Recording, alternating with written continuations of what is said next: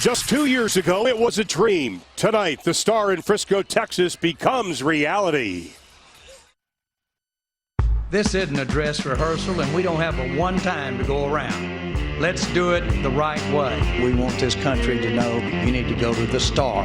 When we think of the 5 points of the Dallas Cowboys star, it is about competition. 1, 2, 3, it is about technology, it's about innovation, it's about business and entertainment. We do know that it needs to be first class. We've always known that. What's going to happen when these kids rub shoulders out here with the Dallas Cowboys when they're walking off the field and Tony Romo's walking on? No one has ever done that and had the benefit of that synergy. That's never been done in sports. Nothing makes us prouder than the fact that it represents our joining at the hip with youth, joining at the hip with high school football. It's a big deal to us. I really think we can make a difference in some of these kids' lives. We're going to let them know what it's like to play football in Frisco, Texas.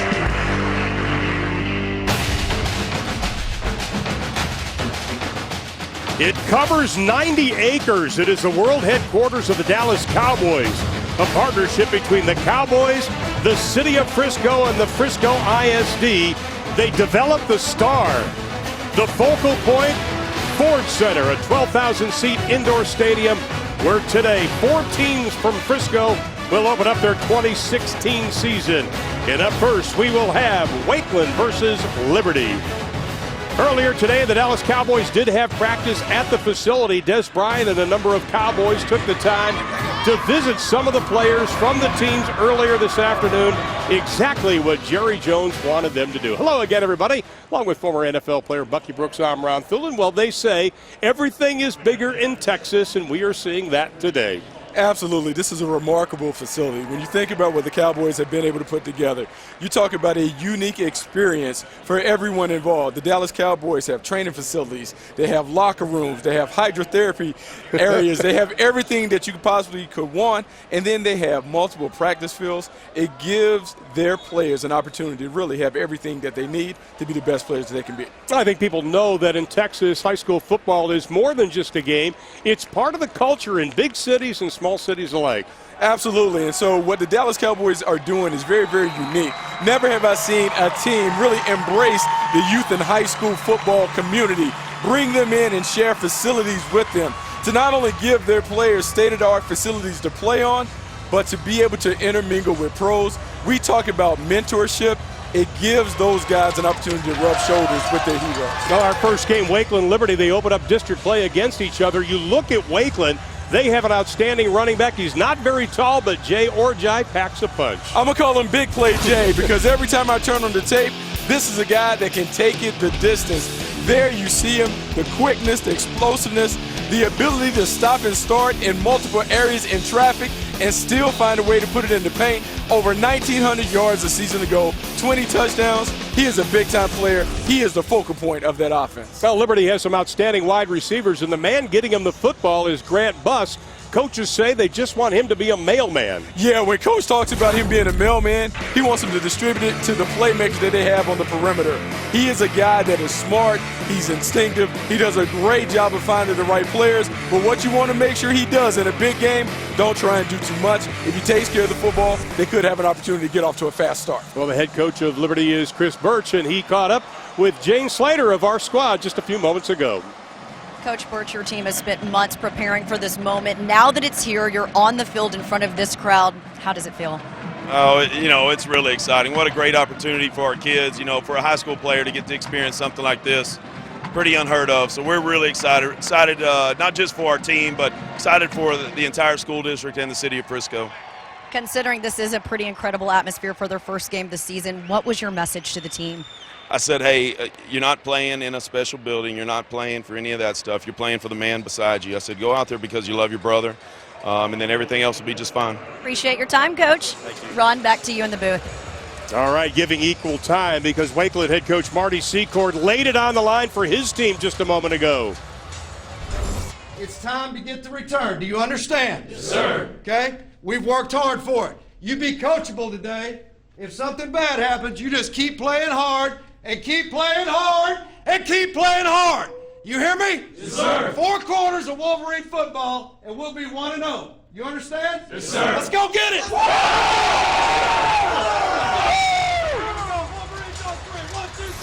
Bucky, you and I were listening to that speech. We looked at each other and said, okay, we want to play. Absolutely.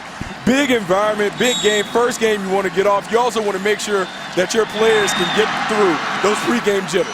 Liberty won the toss. They deferred. Wakeland will have it.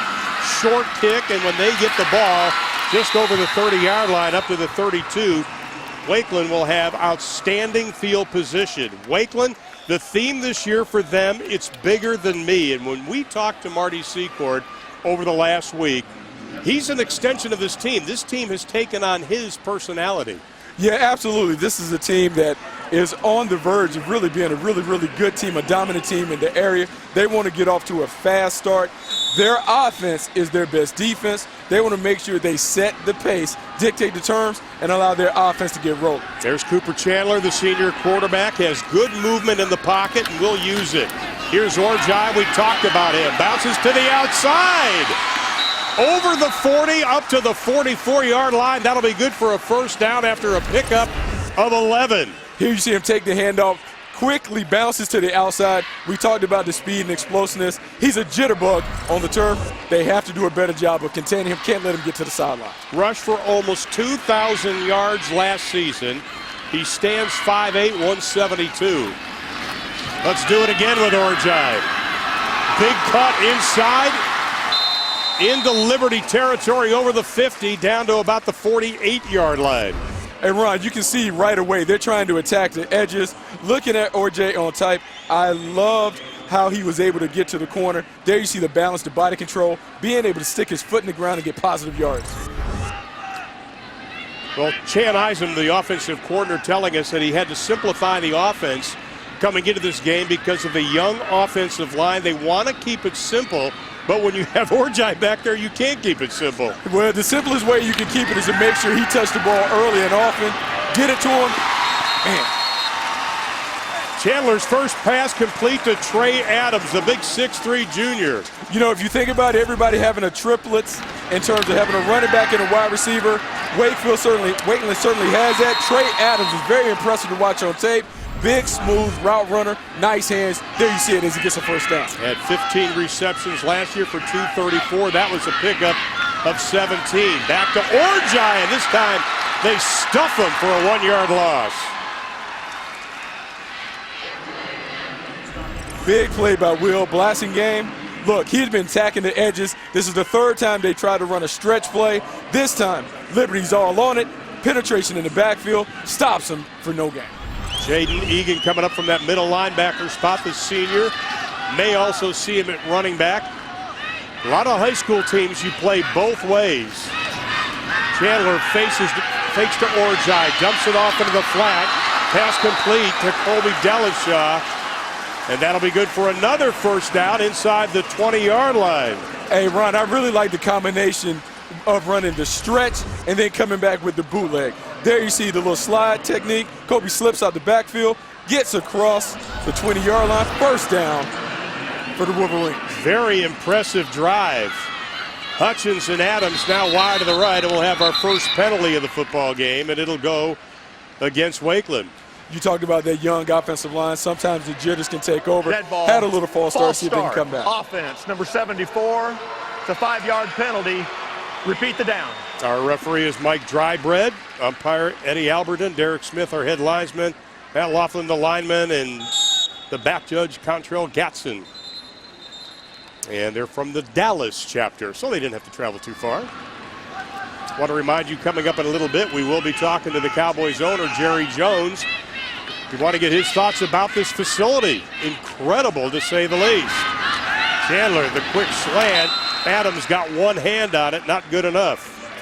Not quite good enough. The ball was thrown a little off target, had a little hitch. Seemed like there was a miscommunication on the outside. I'm sure they'll get back to it. There we see he's throwing it more towards the back shoulder. Trey Adams is expecting a little more up the field. They'll work that out as the game goes on. Well, Chandler just transferred from Salina. Got hurt there, didn't play much. This is his first snap since his freshman year. Orjai cuts back, looking for pay dirt. He'll get down to about the 3-yard line. C.J. Brooks coming up to make the stop from that strong side linebacker spot, but not before Orjai picked up 20. No secret to what they're doing. They are attacking the edges, stretch play over and over again. Orjai does a great job of finding those creases on the outside. Jay Heinrich checks in, the senior tight end. He's a big one at 6'2". Big target for Chandler. Chandler, big-time baseball player, big third baseman. Now they go in interesting formation. They go to two tight ends, Hartshorn and Heinrich. High snap, Orjai bangs his way through. Touchdown, Wakeland. You know, Jay Orjai continues to build upon what he established last season. Big-time playmaker, had almost 2,000 yards, 20 touchdowns. Here we see him coming inside on an ISO. Good lead inside, finds a way to hit pay dirt. Look, when I'm looking at this Wakeland offense, they are physically moving guys off the ball. Orjai's having plenty of opportunities to get to the second level before he's even getting touched.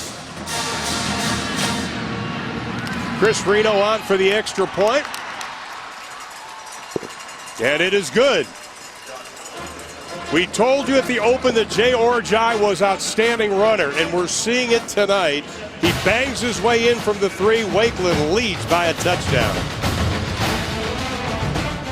Only on NFL Network. This isn't a dress rehearsal, and we don't have a one time to go around. Let's do it the right way. We want this country to know you need to go to the star. We do know that it needs to be first class.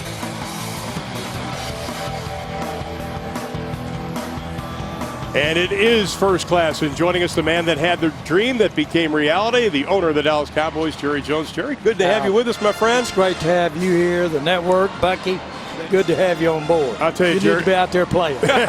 It is an incredible facility, but what struck me is 3 years ago and also on our tees, you talked about you wanted to be joined at the hip with high school athletics. Well, as proud as we are of the facilities, as proud as we are of really the city that we're building around our facilities, what it's really about is joining at the hip with high school football, high school athletics.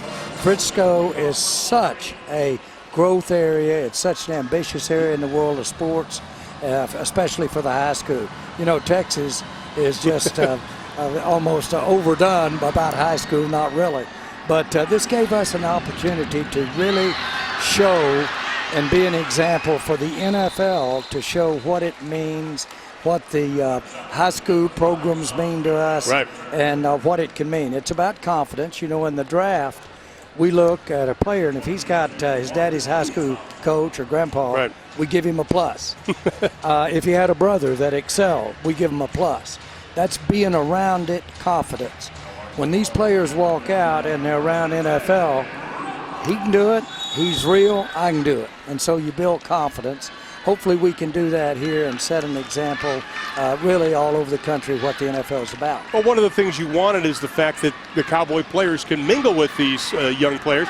And today we saw Des Bryant comes out, starts hugging the players, got some pictures. Exactly what you talked about. Well, common sense will tell you, you can't have your lockers on one side of the field, Cowboys, and on the other side of the field, the high school players, and not get together. That's going to happen.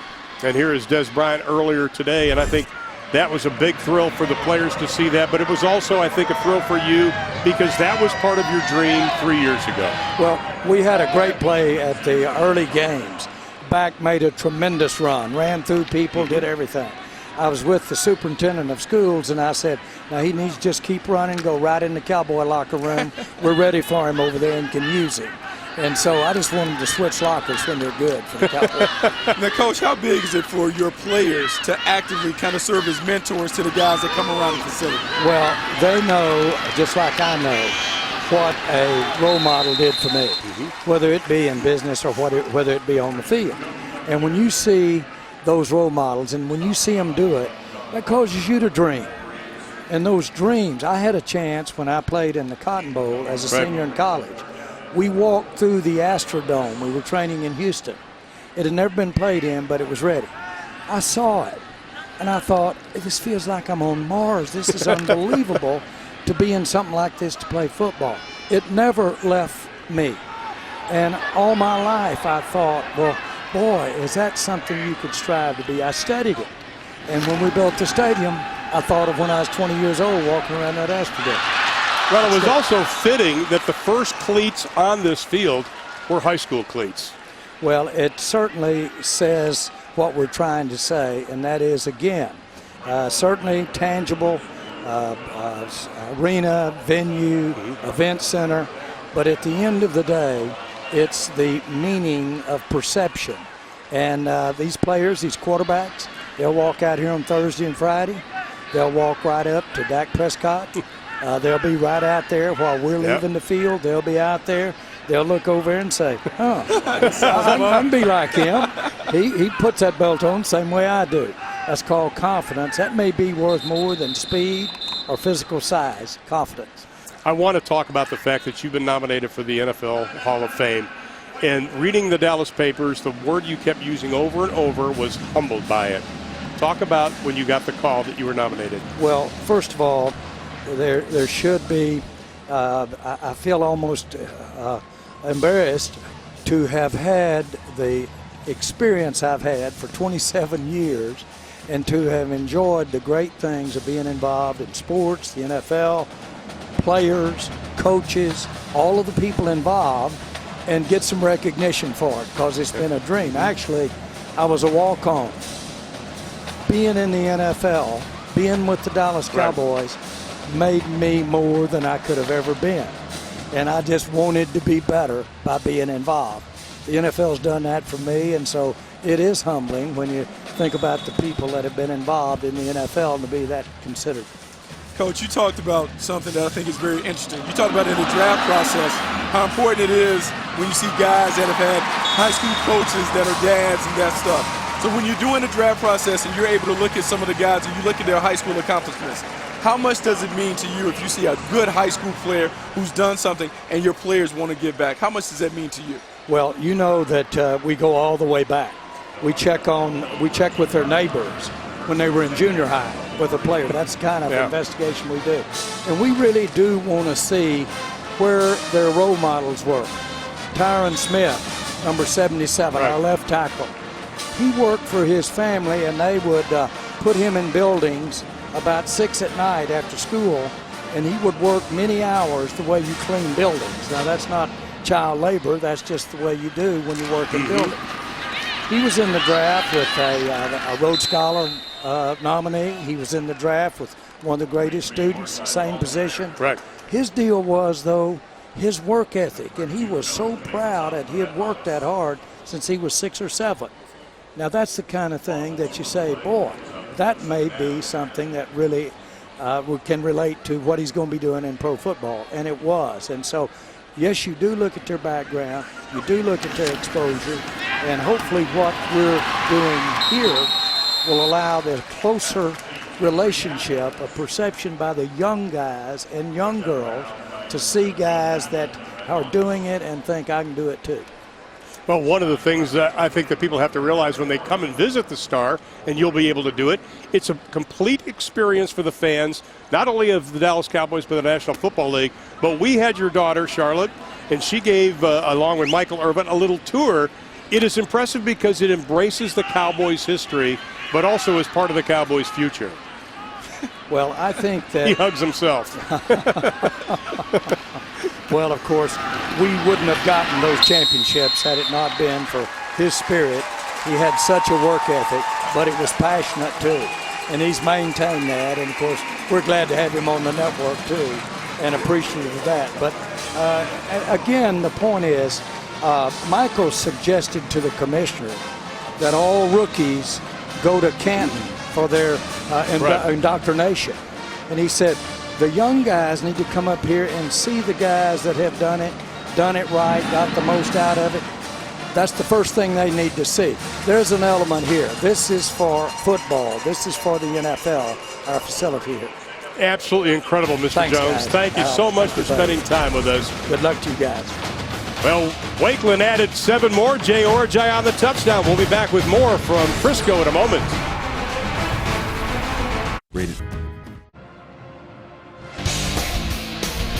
Welcome back to the Star Sports Center in Frisco, Texas, the first of 2 games on the NFL Network. Jay Orjai of Wakeland, already Bucky, a huge night. Already a big night. He was going to set the tone. I called him Big Play Jay in the opening. He has certainly lived up to it. You see the quickness, the explosiveness, his ability to stop and start in tight areas. And you also see the toughness down near the goal line. Guy finds a way to put the ball in the paint. That's what you love to see out of a young running back. 7 carries, 46 yards already for Orjai on this ball game. And it was all started because of a bad snap, and Wakeland took advantage of it. That's why they're up 14-0. Liberty will get it inside the 10-yard line. Up over the 25 to the 28-yard line is Sean Ferry. Let's check in with Jane on the sideline. Jane. Yeah, I got Orjai right here behind me, taking a little bit of a load off because he's carried so much of the load so early in this game. As you guys said, 2 touchdowns. Talking to Coach Marty Secord, he said they really began to see what sort of warrior he was last year, that he's a guy that can really grab the ball up, tuck it, and run with it. I know he's running behind a young and inexperienced offensive line this year, but they said they were really battle-tested when they played West Mesquite in a scrimmage. They were really smashing him in the mouth, and he got a good test of it, and he's showing some of the fruits of that labor here in this game tonight. Guys, back to you. Absolutely. Now, Liberty, the Redhawks, they're a ball control offense. They're going to go with 2 backs now, Jones and Egan in the backfield. They go from the I formation. Grant Buss, the returning starter at quarterback. Second man through is Jones, pounds his way close to the 35-yard line to the 34 before Torrance Walker comes up to make the stop. Very physical run right there, trying to establish the tempo, want to get with an ISO, running right at the middle linebacker. Great job, very productive run, nice start, second and management. Well, they can keep the defense honest because they've got some tall wide receivers, including Griffin Collins, number 34, who stands 6'4". They lost one of their outstanding receivers who decided to go to Findlay Prep to play basketball. But they still have a lot of talent.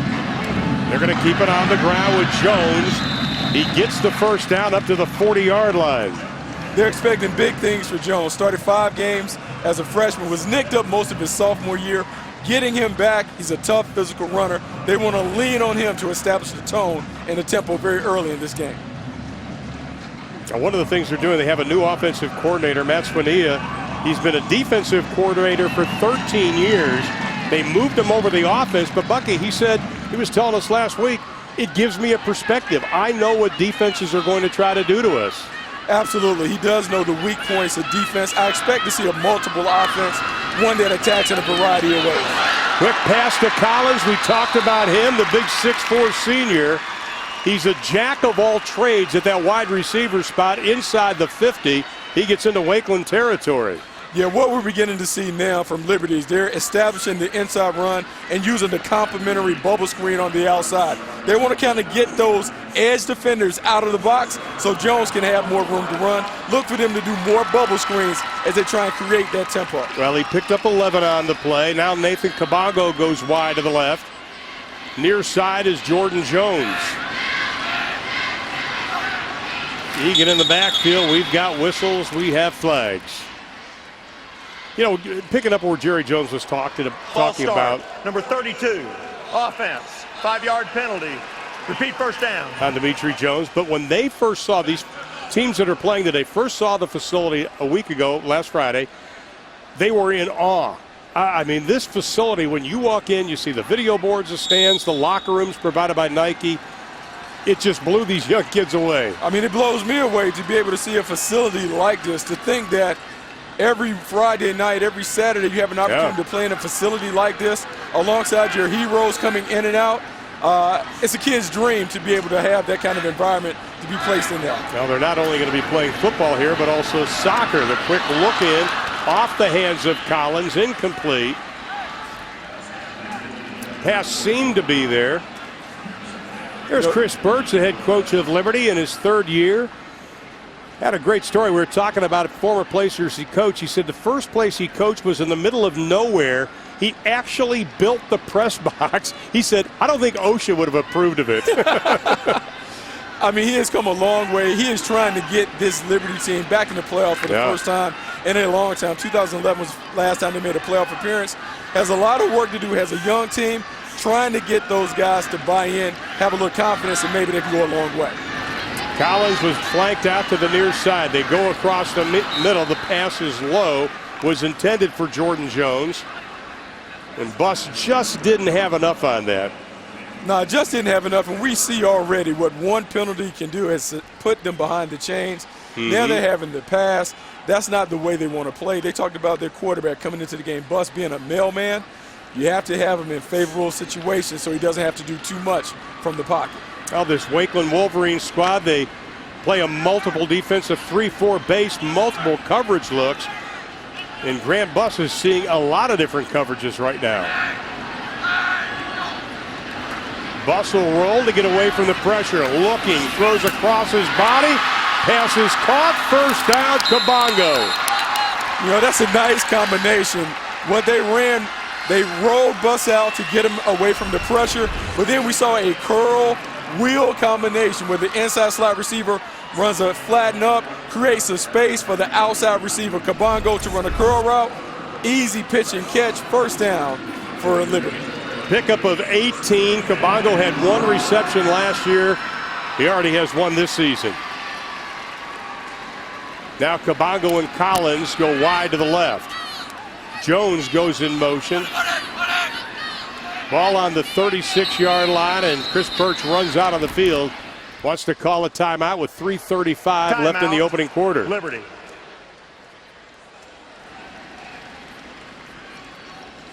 Now Chris Birch, he said, I'm working with one less coach this year.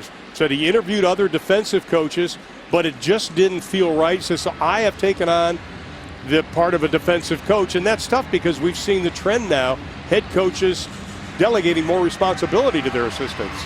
Yeah, it's uncommon for a head coach now to really kind of have his boots on the ground in terms of being a position coach, but he couldn't find the right fit. So I applaud him for taking ownership of the position, coaching a guy, and really trying to get down there and being more than just the CEO type coach that we've seen kind of become popular in the high school ranks. Well, speaking of popular in the high school ranks, Jerry Jones obviously is.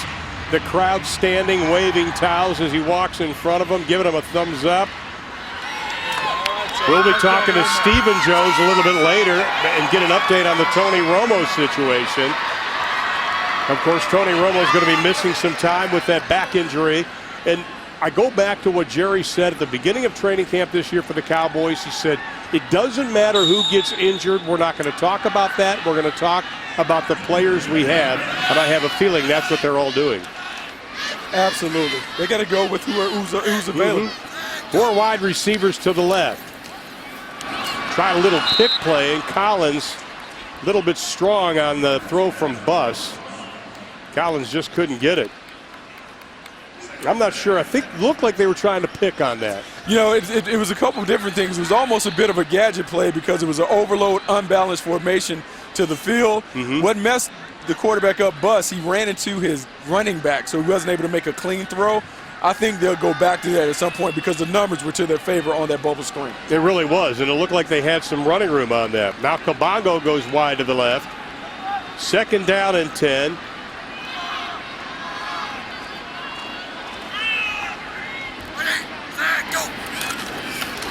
Second man through is Jones. Powers his way down to the 30-yard line. That'll be a pickup of 6. Still brings up a third down and 4 situation. But if you're Coach Birch, you certainly like the positive yards that Jones has been able to get running that ISO right in the middle of that defense. You want to continue to be able to run that physical running game because you're hoping that you can keep the game close enough when in the fourth quarter those runs act like body blows and wears the defense down.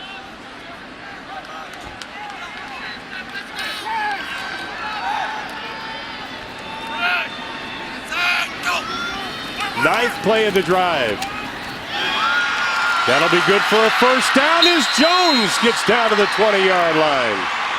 Yes, you have to like what they're doing. Jordan Jones making the reception right there, spotting up in the middle of the field. This is a nice play, nice throw and catch. They're beginning to find their rhythm. This is a huge drive for Liberty to be able to put some points on the board. will kind of stem the tide of the momentum that the Wolverines had established very early in the game. Ferry and Egan will now be in the backfield after the 13-yard pickup. First down, ball sitting on about the 12-yard line. Very extended drive for the Redhawks. This is play number 10. This time, Ferry is stacked up right at the line of scrimmage. Good job by the front four of Wakeland. They're saying the ball was loose and they've got it.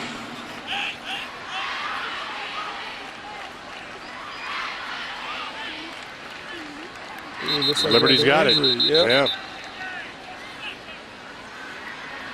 And we've got a player down. One of the Liberty Redhawks.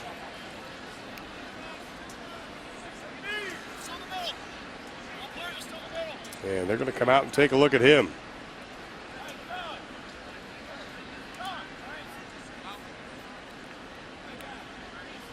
Take a look at the last play again.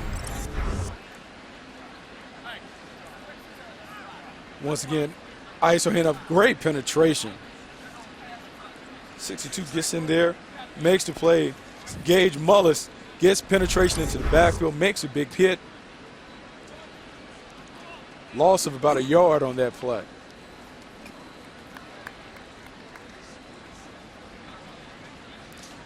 And still looking at the player. Chris Burt standing above him. Red Hawk fans anxious to find out. And he's going to get up. And it's Tyler Hogg, the big senior center. And when the coaching staff was talking to us over the last week about what they have to do on the offensive line, they all pointed to Tyler. And they said he has to bring this offensive line together. Now you got to have the backup. It'll probably be Ryan McHenry. How does that change things if you have a new center in there now? It changes it a lot because the center is one of the most important parts of the offensive line because he makes all the protection calls. He identifies who's the point man. And in the run game, some of the run schemes that they have, you have to start the count. The center makes that. But what I'm most worried about right now is can we get the quarterback center exchange underway? Right. New center coming in, can he get it to the quarterback so we can have a positive play at the start? Well, McHenry has checked in, the senior. And Buss will take the snap, second down and about 11. Hand off, Jones left side. Breaks a couple of tackles as he gets inside the 15, down to the 13-yard line. Jones, the 5'9" junior, he's been on the varsity since his freshman year.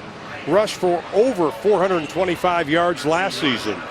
Yeah, here on a counter play, you see him take the jab step, gets back to the left, hits the A-gap, the hole right between the center and the guard, finds some production, some positive running room.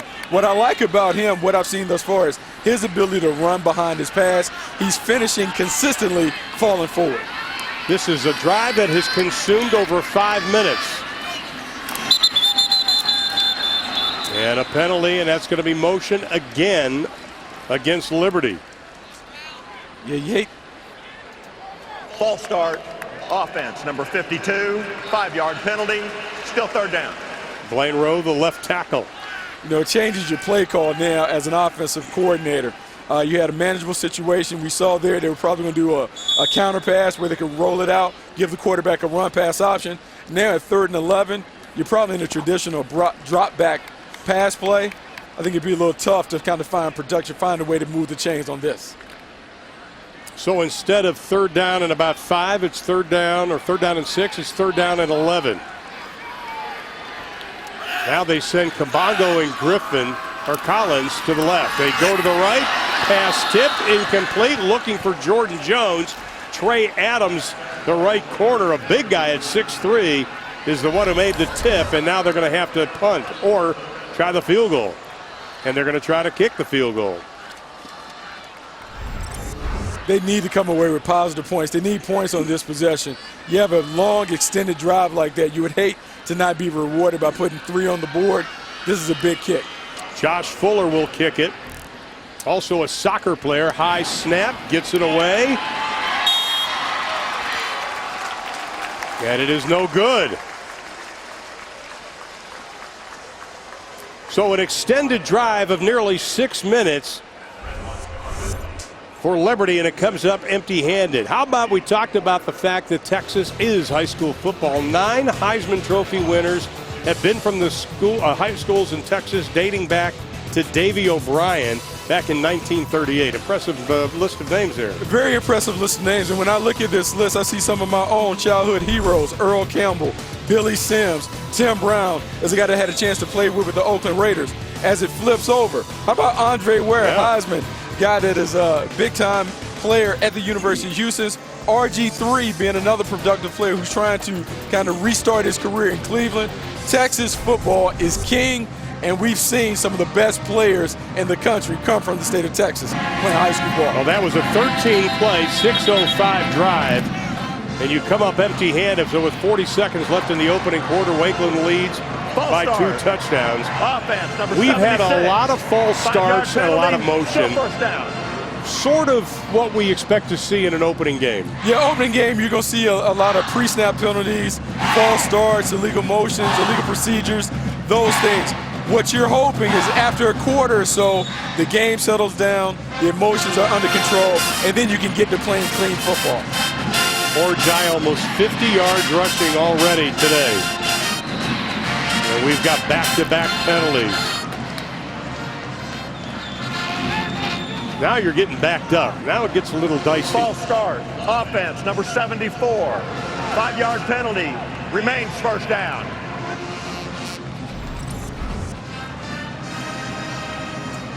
Everybody's a little anxious on the line.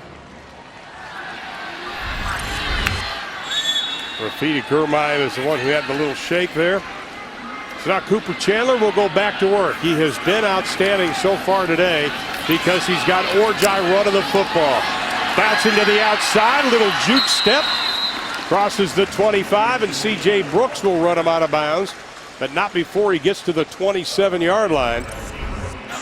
17 on the pickup. I like this play. Once again, they're running a power pull play, a sweep around the edge, guard pulls and leads Orjai around. I mean, this 17-yard gain.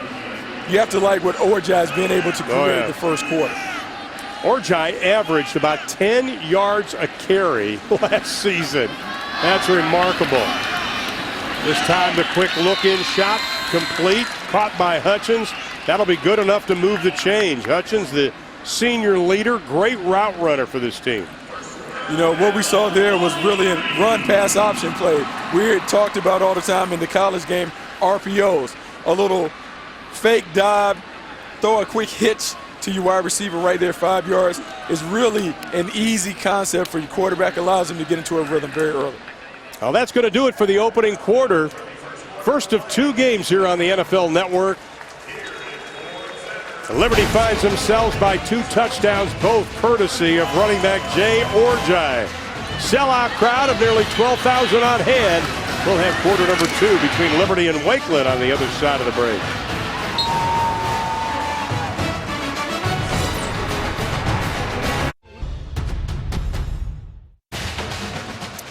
We are at the Star inside the Ford Center. Over 510,000 square feet facility. A lot going on. Jay Slater standing by now with one of the people responsible with teaming up with the Cowboys, the mayor of Frisco. Jay? I am. I'm here with Mayor Maramasso, and Jerry Jones came to you with this idea 3 years ago. It was a big vision. Being inside here right now and seeing this play out the way it has with these Frisco high school football teams, what do you think of it? Well, it's an exciting time. You know, when the Cowboys organization and the Jones family came to us, we already had some relationship with them because they developed one of the original developments in Frisco. But Frisco had a reputation for partnerships with FC Dallas, Hunt Sports Group, Dallas Stars. So this is not new to us, but the result is exciting. To have an NFL team partner with the school district, how does it help not only the football players, but other students within your district? Boy, it would take a long time to go over that, but it is truly exciting. You know, Frisco is the fastest growing city in the country in the last census, and we open on average 3 to 4 new schools a year. So people look at this as a sports facility, football, soccer, but I see much more. This really is an educational facility. We have kids and youth in our school system working alongside the best professionals in the world, learning sports medicine, rehab, marketing, sales, all the best and the newest innovative technologies are right here, and our students are coming out of these school districts with that knowledge from professionals. an amazing ribbon-cutting ceremony last weekend. Lots of pomp and circumstance. What other marquee events can we expect here inside this stadium? Oh, we're just beginning here, and the Cowboys will tell you that. You know, there's so much going on, but you'll see concerts in here, of course, high school football, soccer band, and more national competitions. And we can never forget the Dallas Cowboys are on the same field practicing and working out. So it is a true partnership that will only grow. This project is part of what we call the $5 billion mile. There's $5 billion plus of development taking place. So you'll see this entire area continue to evolve, retail, restaurants, living, and so it's an exciting future. Having been from the area, I remember this just all being plots of land. So being out here, seeing this vision, it's pretty incredible. We appreciate your time. Thank you for having me. Guys, back at the booth. All right, thank you very much, Jane. And it is incredible when you think about it. No NFL team is paired up with a public school district until the Dallas Cowboys. First of two games, Wakeland leading Liberty by 2 touchdowns. We'll be back to Frisco in a moment. Arinze Oba is a senior and one of the leaders on the defensive line for Liberty, and he got a talking to by his coach. Are you one of my team leadership guys? Yeah. Why? You're the guy that has energy about you. You're the guy that kind of brings a little bit. Bring it right now, okay? Be that guy. Be that guy. Buck, yeah, I know I can speak for all of us on this, but talking not only to Chris, but also to Marty Secord, the head coach at Wakeland, both these men are incredible men of integrity. They both strive for the same thing and stress the same thing, and they do it in the right way, though, and that has been so impressive over the last week. It has been very, very impressive. With both guys, you got a theme of servant leadership. You want guys that understand how to do things that are bigger than themselves, and they can respond to that. And so that was a teachable moment there. He's trying to get his young guy to understand it's bigger than him.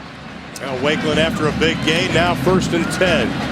Pass caught inside the 25-yard line to Cole Hutchins. That was right on the mark by Chandler.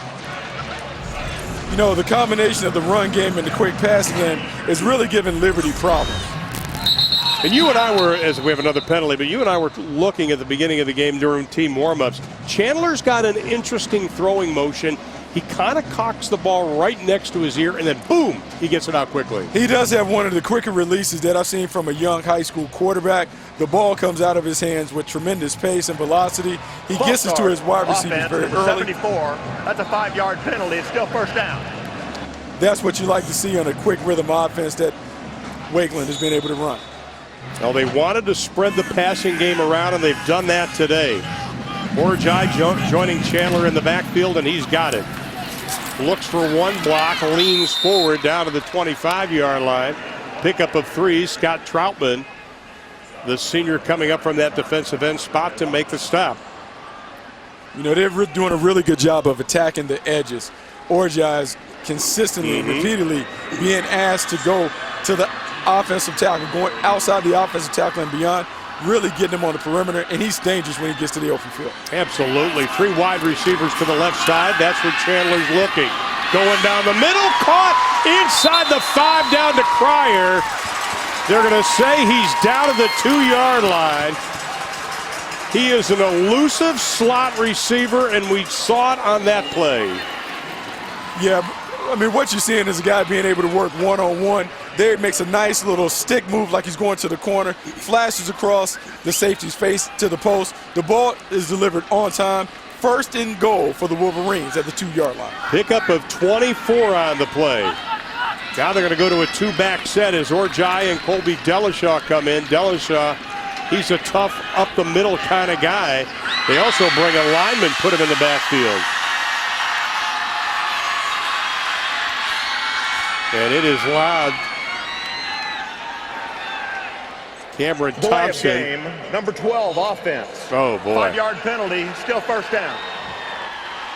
Cameron Thompson is the lineman that moved in the back, but let's go back to the catch by Cryer. There you see him in the slot, running right down the seam. Watch that move. That was a great move by the wide receiver. Gets inside. The ball is delivered on time. You talk about that quick release. He gets the ball out of his hands as quick as anybody ever seen at the high school level.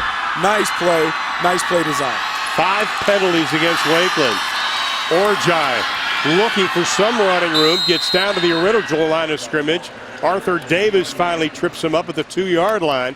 What I like about Orjai, he doesn't dance around like he did last year. This young man has great patience running the football. Great patience. What I like about him is the balance, body control, and then the vision. He is very decisive when he sees the hole and he hits it. You talked about being eliminating some of the dancing. That gives him opportunity to always have positive yards. Well, give it to him again. He's going to be stopped at the 1-foot line. And it looks like Nathan Kabongo's the one that finally just brought him down before he hit pay dirt.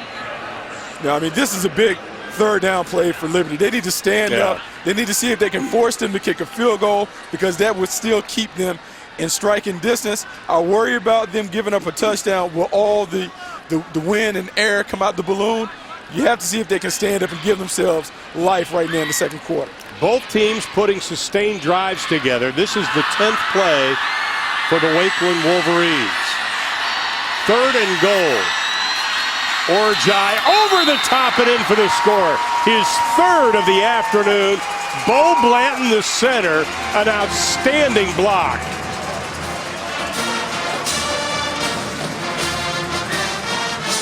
Outstanding block. I don't know what you can want. This offensive line has done a great job of reestablishing the line of scrimmage. When you're looking at trench play, you always want to establish it on the other side of the line. Here we see it. ISO go. Man, he doesn't get touched as he flies into the end zone. Great blocking up front by the Wakeland Wolverines. Chris Reno on for the extra point. And he will split the uprights. But it was all set up by the 24-yard reception from Chandler to Cryer. Got the ball down to the 2-yard line. Then you just hand it to Orjai. His 3rd touchdown of the afternoon.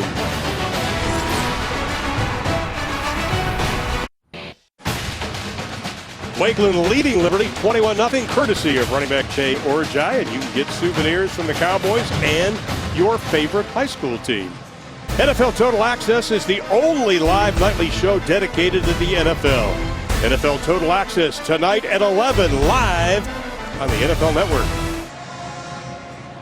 Along with Jay Slater, Bucky Brooks, I'm Ron Thulin. Good to have you with us today here in Frisco, Texas. And there's a good look at Jay Orjai. We tried to get the coaching staff to describe the haircut. Nobody would. They all had the same reaction, a little bit of a giggle. Yeah, the Jay, he has a little mohawk. I thought Coach tried to describe it as a little high and tight. You know, when you score 3 touchdowns, you can wear your hair like that. There's head coach Marty Secord, 11th year as head coach at Wakeland, 34 years of coaching. He's got great pedigree here in the state of Texas. Another short kick. Wakeland does a great job covering it, but we have a penalty flag thrown. Talk about Marty Secord.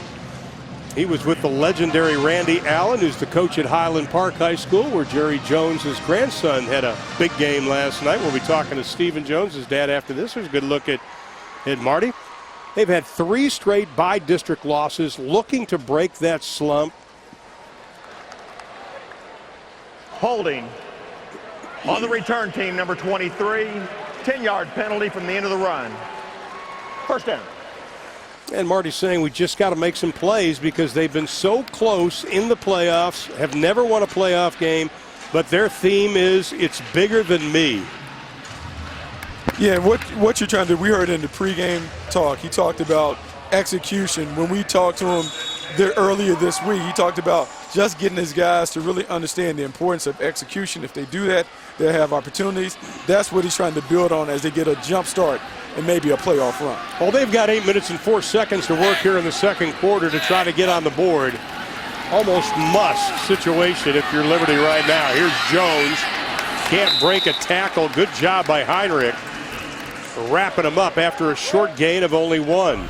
You know, that's a great play by Heinrich. Outside linebacker there. You have the bubble screen. Watch him fight over this block.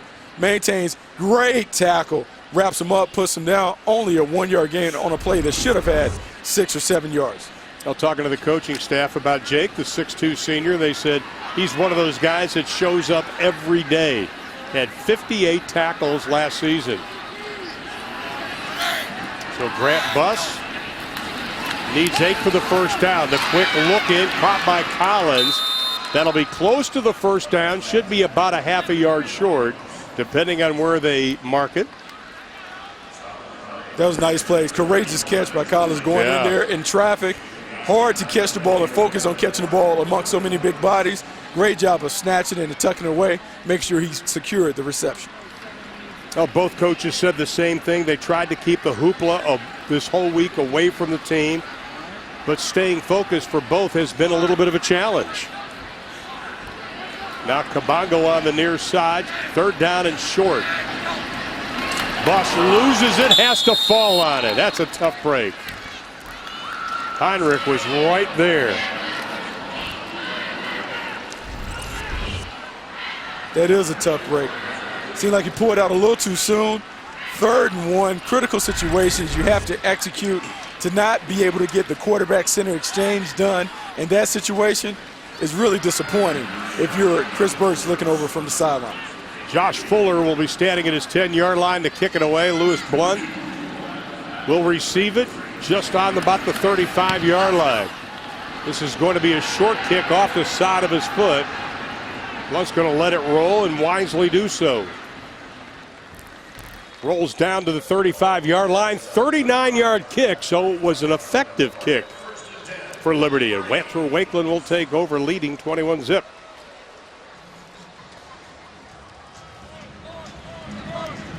Good job for Cooper Chandler today. Once again, first snaps since his freshman year of high school tonight. He's a senior. He's been injured when he was at Salina, transferred back into the Frisco School District, and you see the numbers on him, over 100 yards, only 2 incompletions in 9 attempts. Yeah, you have to like that. When we talked to the coach, one of the things that struck me, he said this stage would not be too big for him. Right. He's a guy who's a baseball player, a very successful baseball player. Because he's able to take that experience and translate to the football field, I think he's been able to get off to a fast start and not worry about the anxiety that normally comes with a young quarterback. Delashaw and Orgy in the backfield, broken play. Chandler's got to tuck it. Takes a couple of hits, loses the football, but falls right back on it. Able to get back to the line of scrimmage. Good job by Cody Antoine. Yeah, had a little mix-up in the backfield. Quarterback runs, has to protect the football. For Liberty, that's the break that you're looking for, something to ignite the enthusiasm on that sideline.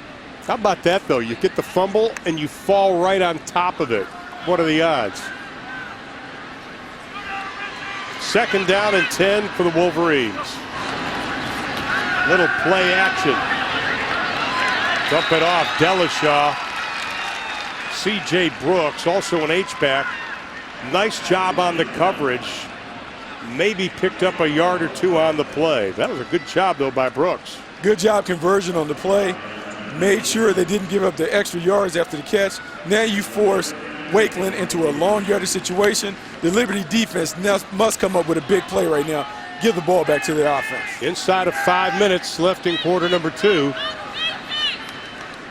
They are 2 of 3 on 3rd downs. Pass into the flat. That'll be good enough for a first down. Caught. Cole Hutchins, another reception. They'll mark him inside of Liberty territory down to the 49-yard line, and they'll move the chains again. Outstanding pass again by Chandler. Pick up a 15 on the play. Nice play. Roll him out. Made a nice half-field read. Spot on delivery. Go back to a little running play. Maybe pick up a yard on the play. And we do have a penalty again. Illegal substitution, defense. That's something we haven't seen tonight, legal substitution. And it was against the defense. Another one of those penalties that's common in first games. It's a 5-yard penalty, still first down. I mean, Chris Birch knows that they were having a good defensive stand. Then you give up the big play, then you have a penalty. So all of a sudden, that's plus 22 yards for Wakeland.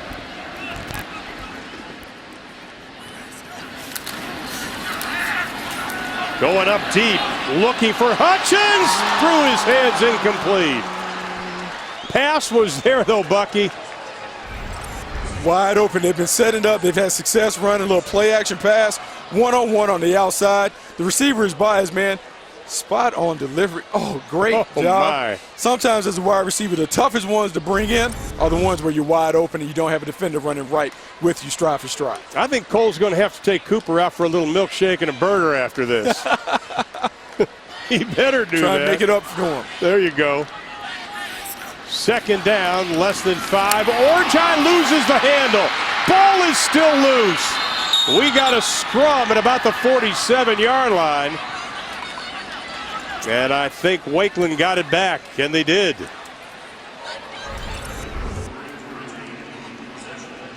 And the ball is there, just didn't secure the handoff.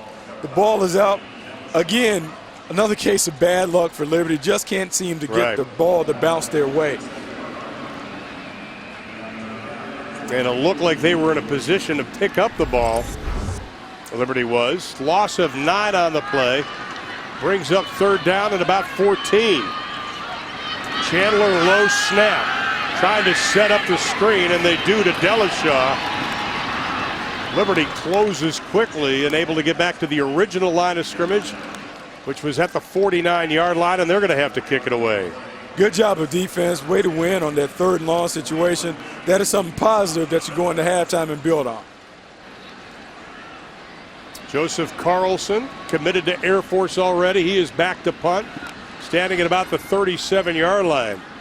First non-touchdown drive by Wakeland so far today. 3 minutes even remaining to be played in the first half. Good snap. Punt almost blocked. Here comes the penalty flag. 2 players ran into him.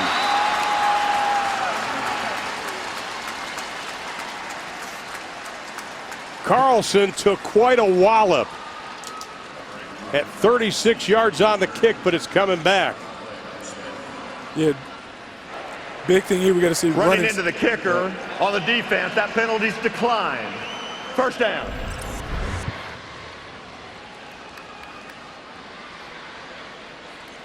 Yeah, you know, when you're trying to block the punt, you got to make sure you come in under control to make sure you can get to the block point, but not run into the punter. They didn't do that on that situation. You really don't like to leave your feet. You want to run through, see if you can take it off the punter's foot. Well, the penalty was declined. So the ball's going to be about the 13-yard line. Joining us now, the Executive Vice President and CEO of the Dallas Cowboys, Stephen Jones. Stephen, good to have you with us today, my friend. Hey, great to be on, guys. Exciting times here in Frisco. You know, one of the things you spearheaded really the partnership between the Cowboys, Frisco, and Frisco ISD. How did that all come about?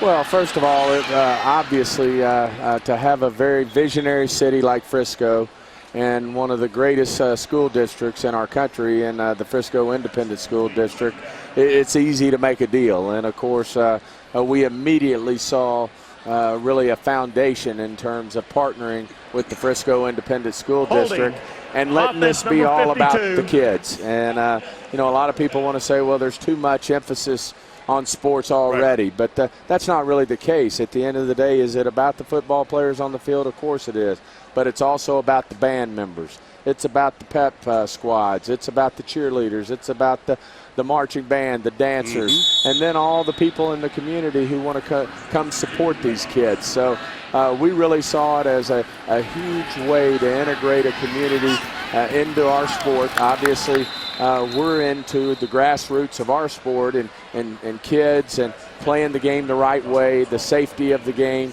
We have a great partnership with Baylor Scott and White next door. We want this to be the safest place to play football in the country when you think about it. And it's not only a place, when you think of Baylor Scott and White, where kids can get fixed, if you will, if they hurt their shoulder. If you want the same guy that fixed Tony Romo to help, then you can go there, but also preventative. So it was just a natural partnership. We're so fortunate to have a community like Frisco here in North Texas, and it really made for a great partnership. Well, you talk about the partnership. One of the partnership is with Nike, and a week ago on Friday, they took the kids into the Nike locker room. They had a hologram where they actually showed the teams what kind of uniforms they were playing. But Nike did a great job on this whole presentation. Well, Nike's one of our great partners, and we think so much. They outfit our players. They're what it's all about when it comes to the kids and giving them the greatest equipment, the greatest performance equipment. It's great to see smiles on the faces of these young men who work so hard. And, at the end of the day, they're going to get to wear the same Nike equipment the Cowboys do. And that's one of the greatest things about this partnership is the interaction with the Cowboy football players. We hope it inspires these young athletes to have their focus on the right things. And we all know if a kid wants to go to play college football, then he's got to get his grades in the classroom. So hopefully our players, and I know they will get the message across that you need to focus on the right things in your community, and we think that'll happen here in Frisco. They got a lot of great resources now in terms of the school district. I know they'll take great advantage. They got great leadership in Dr. Lyon, their teachers, their coaches. Right. It's a great situation here.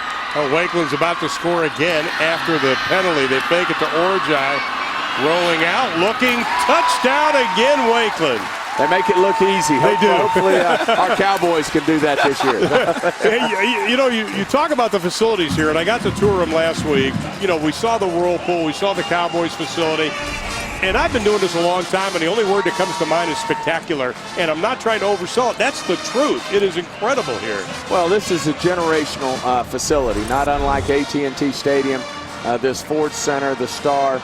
You probably only do this one time in your career. And, when we had our chance to step up to the plate and get it done, we wanted to give our players the best in class. And whether it be the training room, whether it be the coaches' rooms, the meeting rooms, the practice fields, the training table for our athletes, we really think that we're giving our athletes the best chance to have success on the field.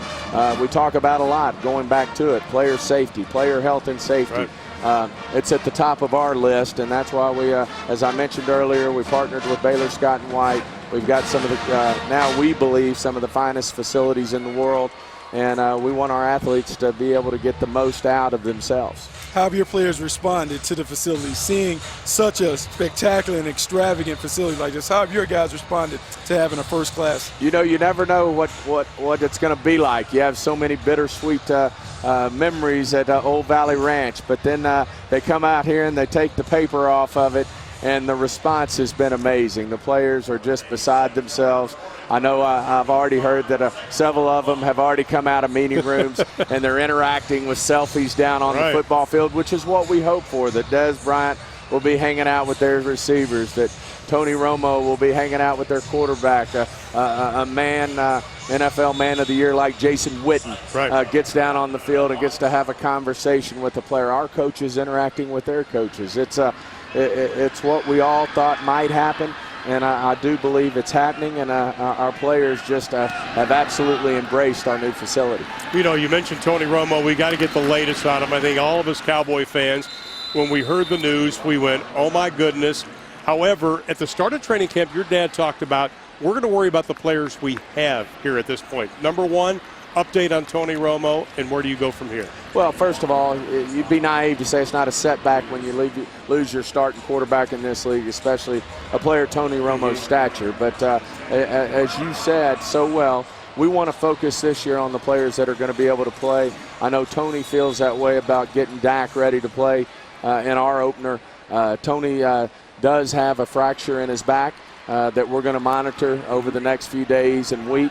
And then we'll make a real good decision in terms of how long we think it'll take him to get back. We know he'll be back this year. And, with the personnel that we put on this football team, we really think we can win a lot of games. And then when he gets back, we'll make the run to get in the playoffs, if you will, and contend for a championship. So I've never seen our team so optimistic about, as you said, the players that are going to be there to compete against the Giants. We have a great feeling. Dak has a great chemistry with this team.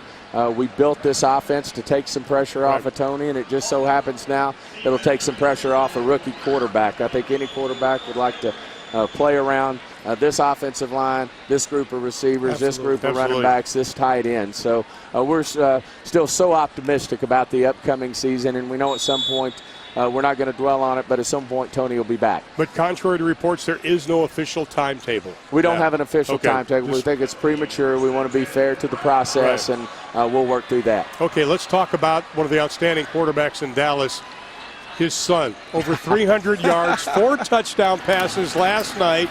He was in a quarterback battle. He started for Highland Park. They beat Rockwell last night. That's the biggest smile I think I've seen from you in a long time, my friend. Well, if someone would have told me I'd be smiling this big on the day after we lost Tony, I'd say that's not going to happen. But it was special. As a matter of fact, Tony, I think, listened to every play. He's wanting to come to the game, every play. But, John Stevens fortunate. He has a great football team he's playing for, not unlike Dak. And he got to step into a great situation with a lot of great football players. He ended up having a really nice night to start. It's a long journey. As I said to some people out here, I said, I think I'm that guy. I'm going to have a famous father and a famous son. So you're in between. My father's bag in this hand and my son's bag in this hand. So you're going to be John Stevens' dad from now on, right? That's the way it'll work. Or Jerry's son. But I'll tell you what, I'll take either one of them. I love them both. I was going to say. Well, Stephen, we appreciate it. Wish you the best of luck, my friend. Thank you for this incredible facility. As somebody who lives in this area, it's going to be used by everybody, not only for athletics we want to mention, but also academics and entertainment. Well, that's what it's all about. It's about the kids at the end of the day, and we're lucky to be here. Stephen, thank you so much, Thanks, my friend. guys. Best of luck to you. Stephen Jones, Executive Vice President, CEO of the Dallas Cowboys. We were talking about the Cowboys locker room, which is one half of the side is for the high school, dedicated high school locker room. The other is for the Dallas Cowboys. This is kind of a sneak peek, which, of course, you'll be seeing more at halftime with Michael Irvin. And there's a locker that hopefully will be used sooner rather than later. Interesting, though, no timetable on Tony Romo's back. All the reports, 10 weeks or whatever we've been seeing, Stephen pretty much says, no, we're going to let the process take care of itself. That's a fair statement. The one thing I can say about the Dallas Cowboys and the way the team is constructed, they certainly can handle a short-term absence from Tony Romo based on the way Dak Prescott has been able to play in the preseason. You talk about a guy, as our coach talked about for Liberty, having to have a mailman that can distribute the ball. Well, Dak Prescott jumps into a situation where he has all the weapons around him, the supporting cast that should allow him to thrive. Big-time offensive line, a running back in Ezekiel Elliott, and then a talented cast of wide receivers. They should be fine in Dallas with a young guy playing quarterback. And you got to remember, too, Prescott's been in high-pressure situations in his college career. Yes, it's not the NFL, but still he understands what needs to be done. He does understand what needs to be done. He's done a great job of playing through the preseason. I know there will be some that say that doesn't matter, but it absolutely matters when you look at the way he's performed. Dimitri Jones with a great catch. He lost the ball, but he was down at the 1-yard line. At least that's what the officials are signaling. Grant Buss put that right on the money. Longest play of the afternoon for Liberty, 41 yards. Yeah, great play. There we see Dimitri coming out the slot formation, runs right past the linebackers, sneaks past the safety, hauls in a terrific catch. And if they had instant replay in high school, I think that might be 6. I agree.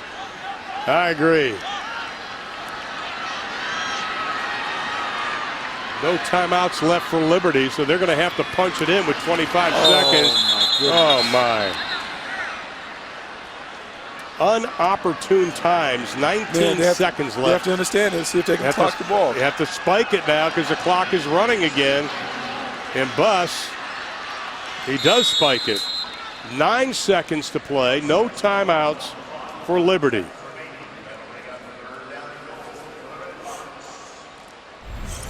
You want to be sure to stay with us at halftime for NFL Up to the Minute, because we'll take you back to our NFL Network studios for scores and highlights from around the nation. Then Michael Irvin joins Charlotte Jones Anderson for a private tour around the Star.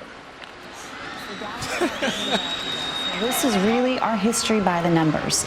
So it tells you all of the accomplishments of the history of the Dallas Cowboys. 5 Super Bowl wins. I should have been 7. Incomplete pass intended for Jaden Egan. Buss's pass a little off the mark. 4 seconds left to play in the half. This is almost a must score for Liberty, I would have to think. I mean, it's a must score. It's so disappointing to get all the way down to the inch line and not punch it in. They have to find a way to get some points out of this drive. You would like to see them get 7, something that they can go into the locker room with a little momentum, a little energy coming out for the second half. Now, ball is on about the 3.5-yard line. They don't want to waste that 41-yard reception. This may be the final play of the quarter. Cabango comes to the near side, 3 wide receivers set. Bush rolls, keeps, touchdown.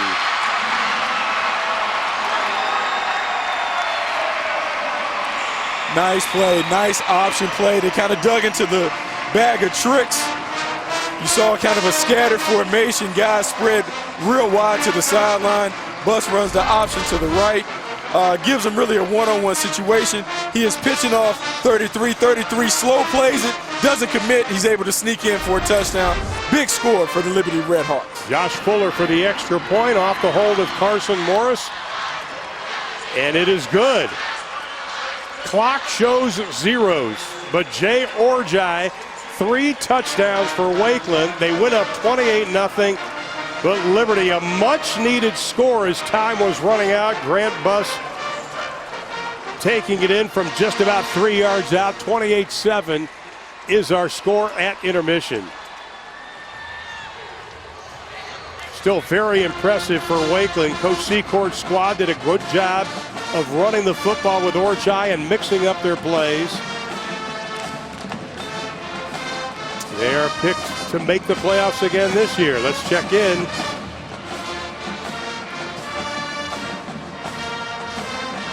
Jane Slater's been roaming the sidelines for us, keeping us up to date. She's standing by now with Wakeland coach Marty Secord.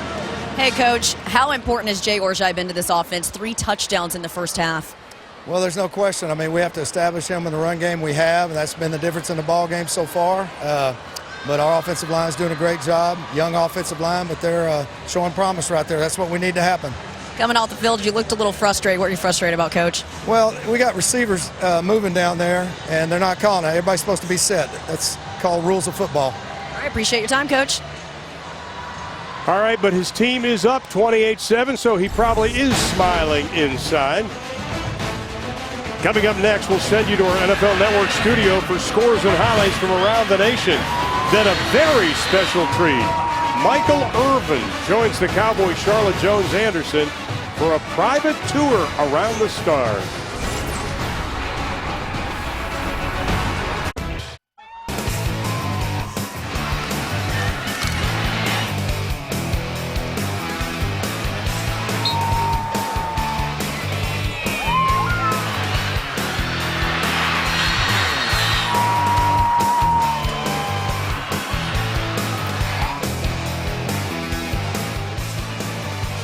Outstanding first half offensively for Wakeland. They jumped out to a 28-0 lead.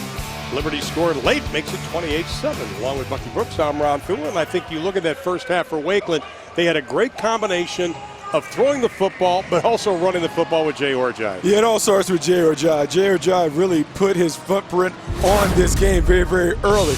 We talk about a guy that is explosive. I called him Big Play Jay, and he certainly lived up to billing. There you see him turn the corner on the outside run. He repeatedly was able to turn the corner on those stretch plays. Part of the reason they were able to be so successful in the first half, he got off to a hot start, and it really set up their passing game later off play action. Well, he had 3 of the 4 touchdowns in that opening half. That helped them jump out to that 28-0 lead. You look at the numbers. Right now, Liberty only 100 yards total offense in the game. You know, but they've had their opportunities. They've been able to run the ball inside, but turnovers, penalties, mistakes have prevented them from having the rhythm. There are things that you can certainly build on. They need to get back to playing really good defense and give their offense an opportunity. Well, let's see what they have to build on because Jane Slater been on the sideline. She's with their coach, Chris Birch. Hey guys, well, I was able to catch up with Chris Birch, Liberty High School's coach, before they came out for the half. And as you were talking about, Bucky, what's lingering with him right now is all the missed opportunities from the first half. He references the punt, the missed field goal, and just their inability to capitalize. He says what Wakeland is doing well is capitalizing on missed opportunities. He said, I told my guys, you've got to quit shooting yourselves in the foot. So that's what they're going to try to do the second half. He says they felt really good about the momentum that they had going in the first half, and they said, look, We gave them 14 points in the first half. It's our turn to now put 14 points on the board. Guys, back to you in the booth. All right. I'll tell you, if you hang around both not only Chris but also Marty Secord, they coach with a lot of passion. They coach with a lot of enthusiasm, and I'm sure both locker rooms, they really kind of emphasize both of them. I'm sure they emphasize, if you're Liberty and you, Chris Birch, you talk about how they gave away 14 points to Wakeland. Try and get that back. Try to find a way to get some points, make the game tighter going into the fourth quarter, and then find a way to win. They've shown that they can move the ball against this defense. They just need to make sure that when they get in the scoring zone, that they find a way to put points up. If they do that, they could have a chance to really change the momentum of this game. Now, despite the young offensive line, they had a scrimmage, Wakeland, against West Mesquite last week. It really helped them, and I think they are showing the benefits of that tough scrimmage because that offensive line, for the most part, has done a pretty good job for them. Offensive line has done a great job for them. Jay has been able to get to the second level untouched on most of his carries. As long as they're continuing to move those bodies off the line and give him plenty of room to run, he could have a big game. We've already seen him go for 3 touchdowns. I'm thinking he may be able to get to the 200-yard mark if they continue to own the line of scrimmage. Well, Coach Secord telling us that his Wakeland team, he thought they were focused and they were ready to play the first half. I think would verify that. So Wakeland will kick off to begin the second half. Liberty will get the football after scoring as time ran out in quarter number 2. And it's going to be a short kick. Dimitri Jones from the 10. Dances around. Nice return as he gets up to the 30-yard line, a 20-yard return for Jones, and that's where Liberty will begin. Now, what do they have to do offensively to get back into this football game? Because there is no 21-point play, obviously. No, I think they need to go back to the opening part of their game plan when they're running the ball with Dimitri Jones between the tackles, having a lot of success, getting 5- and 6-yard gains. If they can run the ball successfully, play action pass off of that, Grant Buss needs to find a way to generate some deep shots down the field. Just play complementary offense, move the ball, and then when they get in the red zone, score points. Well, the good news is Tyler Hogg, the big center who was helped off the field in that first half, he is back with his hand on the ball at center now. You talk about Dimitri Jones, Bucky, there it is. James on the sideline. James. Hey there, Grant Buss, when he is not on the football field as a quarterback, he is in the orchestra where he plays the bass. I asked him, where did that start? He said in 6th grade. He said he's always loved music, and he said, believe it or not, it's actually comparable to the quarterback position. He says the bass section keeps the beat. He said his orchestra class period is just like football, so it takes a lot of time out of his day, but he loves it. He said the only time it was really hard was last year when they went to Chicago to perform in the Midwest Clinic. It was an international music convention. He said it was incredible. I said, all right, so what's your favorite thing to play on the bass? And he said it was the Brandenburg Concerto. I don't know if you guys are familiar with that. I've got it on my iPad. I use that in my workouts too, guys. I do. But I love when I can talk to a quarterback and he's schooling me on concertos, guys. I told the coaches, Jay, the other day, I said, 41 years doing this, that's the first bass-playing quarterback I've ever seen. And he makes quite the distinction between this is not bass in a band, this is bass in an orchestra. Bass in an orchestra, yes. Yes. Of course it is, Grant. And he also student council president, by the way, if not only being a good football player and playing in the orchestra is enough. This time he hands off. Jones powers his way first down. Gets into Wakeland territory down to the 48 before Cole Hutchins brings him down. Pickup of 14 on the play. That's their best run of the day. Yeah, the guy's as good as advertised. Their coaches talked about him being a tough physical runner. We have seen him run through and run out of a lot of contact, finishing with his runs falling forward. This is the kind of tone that you like to set for your offense coming out of the halftime break. Well, he started 5 games last year, but he got a high ankle sprain. Never was the same after that. And when we talked to the coaches about Jones, the quote was, he must play big. Now Sykes is in the backfield, and he's got the football left side. Close to another first down, Josh Sykes. You have to like this combination. Dimitri Jones is the physical runner inside. Sykes is showing the ability to be the outside runner. If they're patient with this running game and continue to get positive yards, this is the kind of thing that can wear down a defense in the late stages of a game. I like that little hesitation he had on the run. Nice little skippy-doo going around the corner. I like that. He stays in the ball game, 2nd down and short for Liberty. Cabango on the near side. Do they throw it? No, they're just going to give it to Sykes. Loses the football. Still loose. Wakeland, I think, came up with it, and they did. What a tough break, but Sean Aherns comes up with a pigskin. I mean, a tough break. This has kind of been the theme of the day for this team. Keep shooting themselves in the foot. Did take care of the ball. You want to put 2 hands on the ball as you're going through traffic. Gives it up to the other team. And once again, another positive drive kind of is derailed by a self-inflicted mistake by Liberty Redhawks. Not only did Ahern force the fumble, he also recovered the fumble.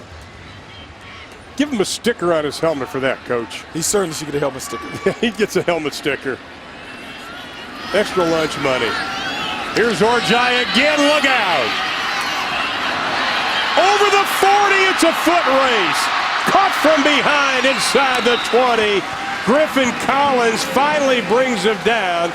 But Jay Orjai exploding again, following his blocks. Outstanding run of 46 yards. It's not a secret. When Jay Orjai gets the ball, he's going to get the ball going to the edges. They're doing a great job by formation, by putting him in a situation where he can get. You see, anytime you have a big run by a running back, there's some guys down the field that are covering up their guys. Great job by the wide receivers, making sure that Orjai has plenty of room when he gets to the 2nd level. Give Cole Hutchins kudos for the block. They go upstairs, pass complete to Adams. Skips inside the 5. They'll mark him down at the 1.5. C.J. Brooks again, pushing him out. I like this combination. They can run the ball with Orjai. They're throwing it outside to Trey Adams. It's a nice mix, and we've seen some of the other wide receivers make contributions. Even though this team is led and fueled by their running attack, they have a nice balance with their passing game. Trey Adams, he is going to have a breakout year, I would expect, for Wakeland this season. He picked up 26 on that play. Now it's 1st and goal, ball on the 2-yard line. Orjai looking for his 4th touchdown. Got it.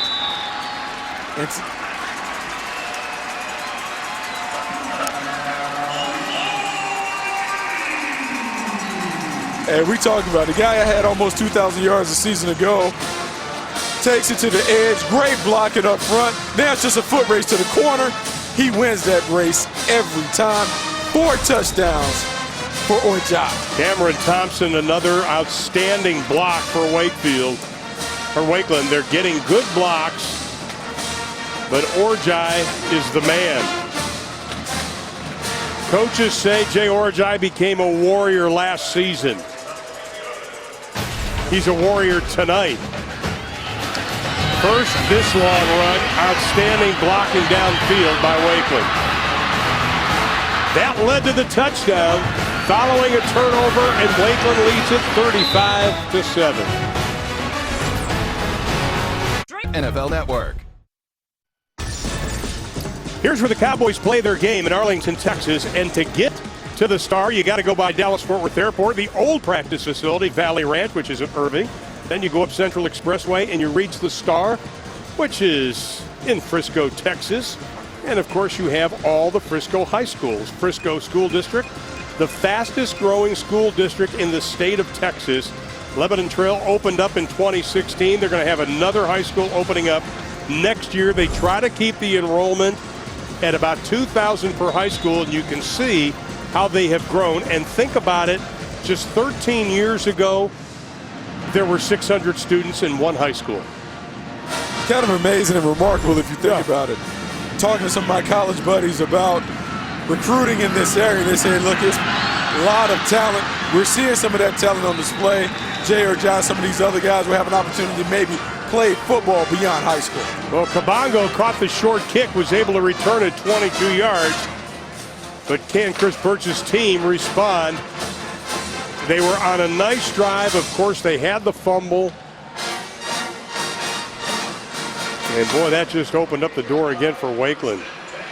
Josh Sykes wasn't able to keep his hands on the ball, but now they have outstanding field position in Wakeland territory at the 48-yard line. Grant Buss threw for over 1,400 yards last year and 15 touchdowns. Fakes it. Rifle in the pass to Collins. He'll have the first down as he carries people all the way down close to the 30-yard line.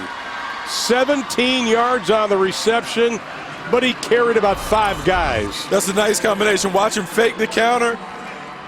Tight end runs a little slant behind it. Another RPO, run pass option play. You get the linebacker to bite with the counter. Quarterback is instructed to find the receiver coming right in that vacated spot.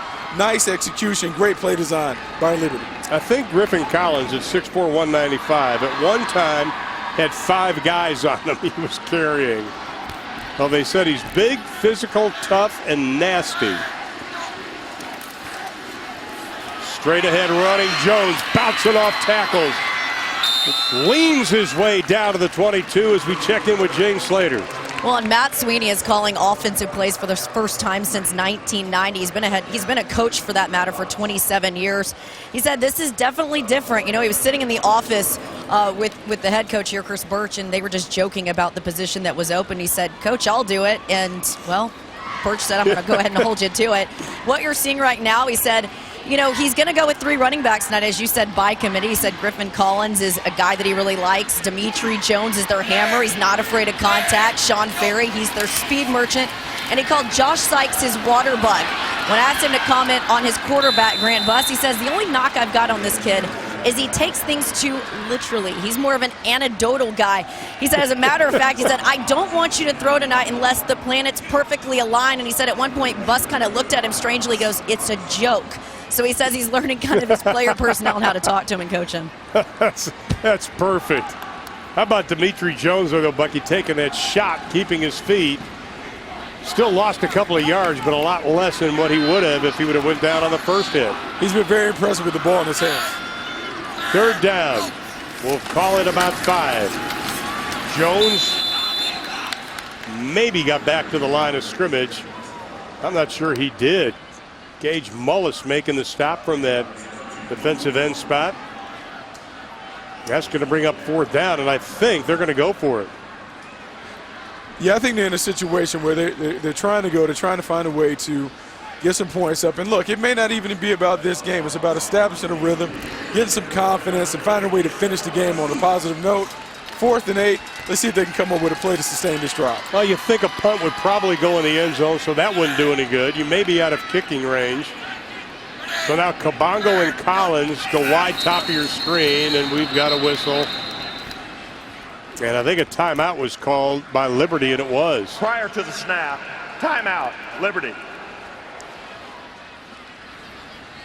Yeah, that might have been a drive saver because they were running a toss sweep that looked into a bit of an overload look. When we come back, the Liberty Redhawks will be facing 4th down and 7.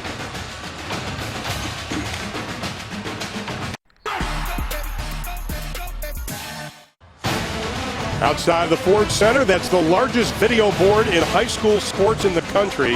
Wakeland, by the way, leading 35-7. Good Morning Football is the new daily morning show providing a fresh voice to the NFL and beyond. Good Morning Football, tomorrow at 7, live on NFL Network. Now with Bucky Brooks, Jane Slater, I'm Ron Thulin to have you with us. Our situation is this: Liberty trailing big in the ball game. 5:49 to play in the 3rd. They're facing 4th down and 7. Jones goes in motion. They look for Jones. They fire to Jones. Was he in bounds? No. That was a nice play design by Liberty during the halftime. Caught Wakeland in a blitz. Motion to back out the backfield late. He had an advantage, ran a wheel route, had a little pick. Wide open. Oh, couldn't keep the foot in bounds. Unfortunate because it really was a nice play against the defense. Really exploited the call. Now Grant Buss put the ball there.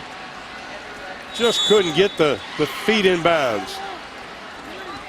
Cooper Chandler comes back in for Wakeland. 8 straight completions for him. Delashaw and Kennard in the backfield. Bang ahead with Delashaw. Good running on 1st down. Picks up at least 6 on the play. You know, when you talk to Chan Isom and the Wakeland Wolverines and their entire coaching staff, They said they can't force plays on offense. They got to create situations where they can be successful. I think they've done that tonight. Yeah, I think they certainly have done that. They've been able to dictate the terms, haven't been in a lot of long yardage situations. That makes it easy for the quarterback to play because you always have the threat of the run. That's going to be loose. Chandler got hit by Ogba. I think they're calling an incomplete pass. Boy, I want to see that again. You know, Liberty just hasn't been able to buy a break. This is a nice play. Big hit. Boy. Man, it's almost like the Tom Brady tuck rule a little bit. Yeah. It looks like he was throwing, but I wasn't sure if it was a complete motion or not. Nevertheless, it went as an incompletion. 3rd down. And 4. Pass into the flat to Adams. Caught. Man. Or incomplete, I should say. And Adams was having a pretty good night up till then. Here, a little sprint out, quick out. Just didn't put the ball away. This should have been a completion. Oh, I agree. For Wakeland because the ball was right on the money. Well, I thought it was a completion. Carlson will kick it away. Kabongo standing at his own 35-yard line. Carlson's got a big leg, and boy, he booms this one. Kabongo signals a fair catch. 34 yards on the kick, nothing on the return with 4:54 left to play in the 3rd. And we have another penalty flag at midfield.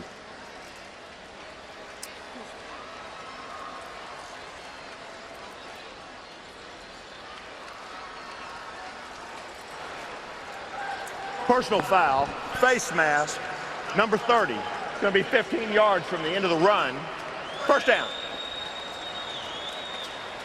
Now the face mask penalty. Well, across the way, of course, is not only the Cowboys locker room, but also in the building next to it is the Cowboys corporate office and their world headquarters. And the LED chandelier hanging lights up those Super Bowl rings quite well.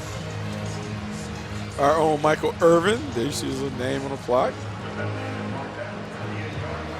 Well, the lighting on the Bay Bridge is the same person that designed that lighting, I've been told. Nice. Mine was designed by Home Depot.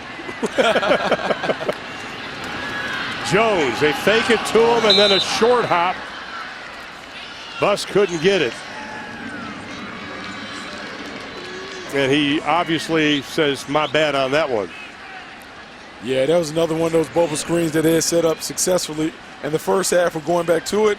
Once again, the numbers were in their favor. Just couldn't get the pitch and catch between the quarterback and the wide receiver. Yeah, a good look at the crowd tonight. Once again, the morning session, 2 games. Frisco Independence won, beating Reedy 54-3. Lone Star beat Heritage 62-14. Both were sellouts there. Here's Jones to the outside. Has the first down inside the 35, down to the 32-yard line. Alex Lazar finally tripping him up. And now Jones cramping up a little bit. You know, I really like this Jones kid. He has really been impressive. The way he's been able to run the ball in between the tackles. We've seen the physicality and toughness, but also the speed. There you see him hit inside, bounce it outside, takes it around the corner. From this game alone, I think Liberty certainly has something that they can hang their hat on offensively, build the offense around Jones and Grant Collins. They should be able to have success down the road. Well, he picked up 20 on the play. Sykes replaces him. He had a costly fumble the last series. This time he bangs his way down to the 25. John Arthur making the stop. You know, we had a chance to see Jones on the sideline. They're stretching what obviously looks like a cramp. When you see the trainer start pushing those legs. Now, you probably have had those. I have had those. You know, what kind of tricks kids and young guys are sometimes they're playing in an air condition, a climate-controlled environment. Yeah. You don't think that you need to drink the water and the Gatorade, so you're not hydrated enough. Your muscles end up tensing up. You have to make sure those guys stay hydrated, drinking plenty of fluids on the sideline. Here's Sykes. Got the first down inside the 20, down to the 18. Heinrich on the stop. Did you ever do the pickle juice thing? No, I didn't do the pickle juice, but sometimes a little old vinegar, it's old grandma's recipe, you still get the same thing. Not the pickle juice, but a little vinegar can stave off some of those cramps. Well, Sykes doing a nice job. Of course, you grew up in North Carolina, played at North Carolina under Mack Brown. 7 letters in various sports in high school. I've got everything about you. Millbrook High School Hall of Fame, 2013. Voted most likely to be on the NFL Network. I made that up. Here's Sykes again.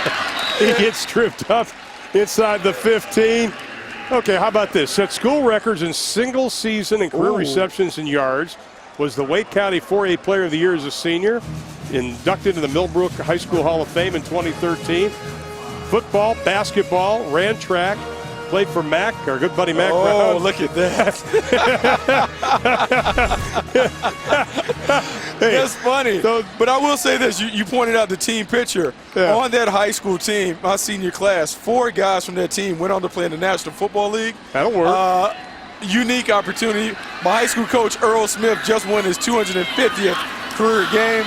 So I was really blessed and fortunate to always have good coaches. Talk about Coach Smith there at Millbrook High School, Mack Brown in North Carolina. You know, surrounded. You're looking good. Hey, Jane, talk to us about Dimitri Jones and the injury we saw him come up with a few minutes ago.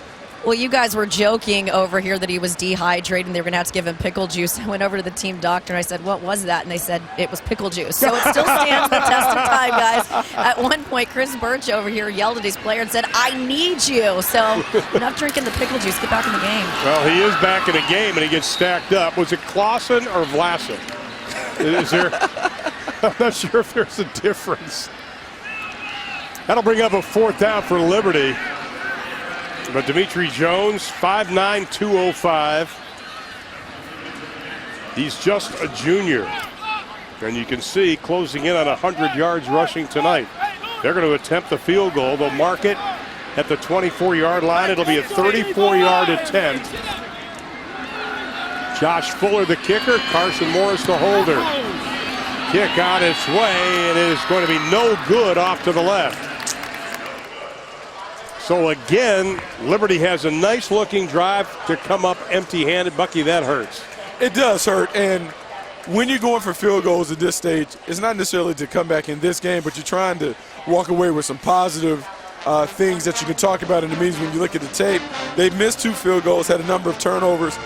There's some good things that they can take away from this game. It's unfortunate that they won't get a return on the investment because they've really done some really nice things on the turf tonight. 35-7, 136 left to play in quarter number 3. Wake jumped out to a 28-0 lead. Liberty scored the closing second of quarter number 2. This time Chandler takes a couple of hits and he is going to be dropped. Line of scrimmage was the 20, gets dropped back to the 18. Ogba coming in from the defensive end spot. Great job reacting to the bootleg. There you see the contain. Linebacker comes, makes a big hit, squares him up. The rest of the guys come. The posse comes and wraps him up, takes him down. Nice play by the Liberty Redhawk defense. That's a loss of 14 on the play. Clock running, closing in on 60 seconds left to play in the 3rd. Chandler, the quick toss, pass complete to Adams. You know, they've done that over and over again, the little quick hits to Adams. We talked about the quarterback's release, how quickly he gets the ball out of his hands. Ball is getting out on time. The defensive back needs to tighten up a little bit, see if he can close and make a play on that hitch. There's no wasted motion in Cooper Chandler's throwing and his mechanics. No, not at all. I mean, they do a great job of exploiting that. The ball comes out right on time. You can't stop it. This time he rolls, throws across his body. Wanted the penalty flag thrown, not going to get it. Intended for Cryer. Earlier today, he had a 24-yard reception. Brooks on the coverage. Chandler had some mustard on that, though. He did have some mustard on it, but what I'm seeing right now, Liberty has changed a little bit on their defense. They've gone to more of a man scheme. We're seeing a little bump and run, trying to jam and disrupt the timing of the passing game. So far, this quarter, they've been successful throwing off Cooper's time. This is only the 3rd punt for Wakeland tonight. Carlson hasn't had a whole lot of action. Kabongo standing just about midfield. Almost blocked, almost roughing the kicker. But he gets off a good one, and he gets a great roll. And the officials are finally going to mark it after a 57-yard kick down to the 22-yard line.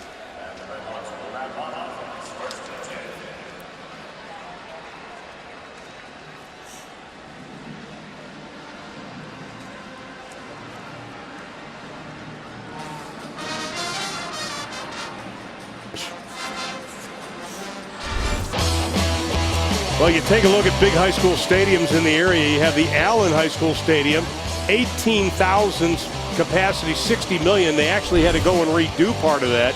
McKinney's under construction. It's going to cost a hair under 70 million. It'll seat 12,000 people.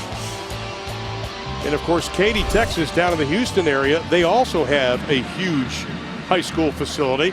But one of the good things about Frisco, they were thinking about building another stadium because of the high schools being added here. So this worked out well for them. Pass caught, first down with 9 seconds to play in the quarter. Blunt does a good job finally corralling Griffin Collins after a pickup of 14. You know, you talk about high school football being big here in Texas. It is. That's what was so timely for this Frisco deal. As we look at this again, Collins has had a nice afternoon.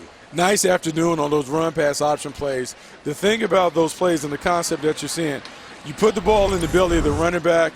The quarterback is instructed to read one of the second-level defenders, one of the linebackers or safeties. If that guy reacts and comes close to the box, you just pull it out, hit the little slant right behind it. We've seen them do it over and over and over again to Collins. Nice concept for them to build on. And here's a couple of numbers on the Star.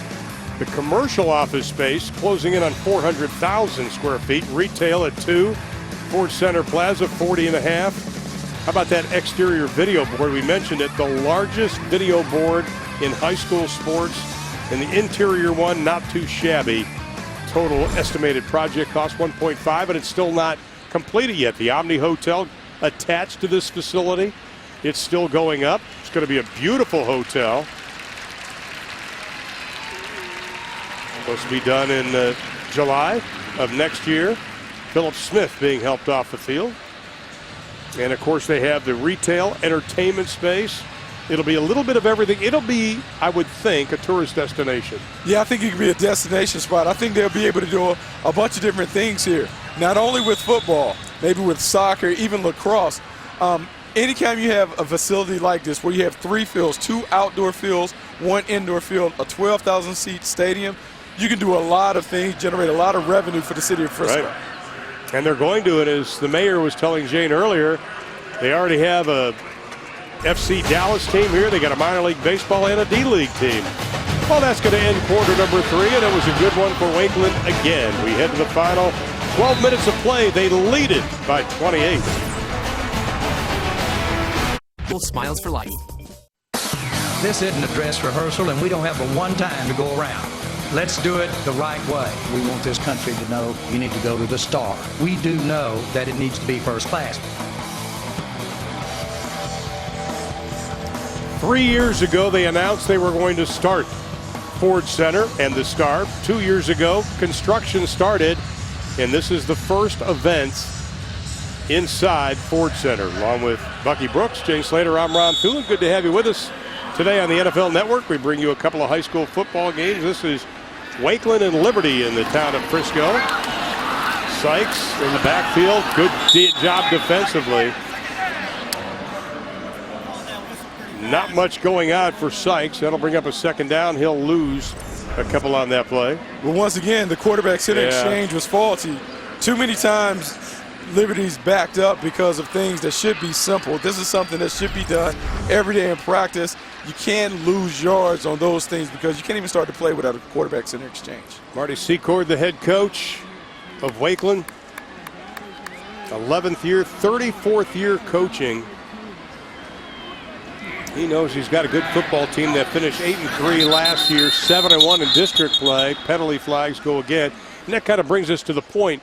This is a district game. False start. Offense. Number 32, that's a 5-yard penalty. Still second down. All 8 Frisco schools are in the same district, and it is tough for coaches, but they all are in the same boat to start with district play. No games to kind of get the kinks out. No, the first game is always tough because as you just don't know how your team is. As great as you think they may be doing spring practice and heading into training camp, you just don't know until you play real games. The thing is, after the first game, teams typically make their biggest improvement from the first week to the second week. Right. There's a lot of stuff that you can clean up on tape. I would expect Liberty to play much better in their second week than they did this week. I would think so. They need 21 for the first down. They set up their screen with Sykes. Short gain of about 1. These two are crosstown rivals. There's no doubt about it. Everybody pretty much knows everybody in Frisco. There aren't really any weak teams in the district when you break it down. There are the favorites, obviously, especially Lone Star. They are the favorites. They've got an outstanding quarterback, Jason Shelley, who threw for over 480 yards earlier today and 3 touchdowns. This is a tough district, though. Very tough district, and if you're Liberty, you're trying to find a way to build a playoff team, a perennial playoff program.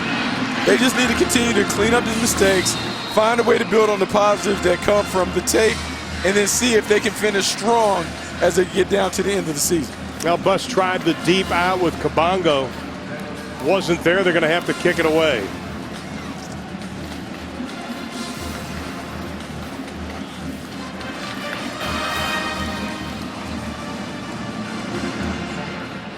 Chris Birch is trying to get his team still pumped up. A lot of time left. 10:05 to play. Fuller to kick it away. Lewis Blunt standing just about midfield. Fuller a high, short kick. Takes a Wakeland bounce.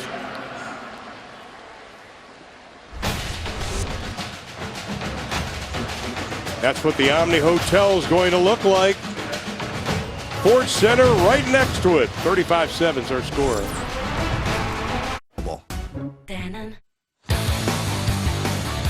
35-7 is our score. Wakeland leading Liberty earlier today. Lone Star beat Heritage 62-14.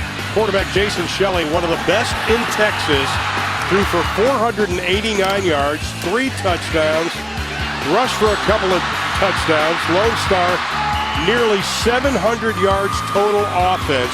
That is why they're the favorite to win their district. And that's the team that Wakeland is chasing. But boy, Shelley had a chance to watch a little bit of that. That young man can play football. Big time player, dual threat quarterback there. We saw him make big plays with his arm, also with his legs. Anytime you have a dominant player at the quarterback position, it gives you a chance. One of the reasons why Lone Star is one of the teams that we're talking about being a perennial contender, perennial powerhouse in this area. Boy, big time.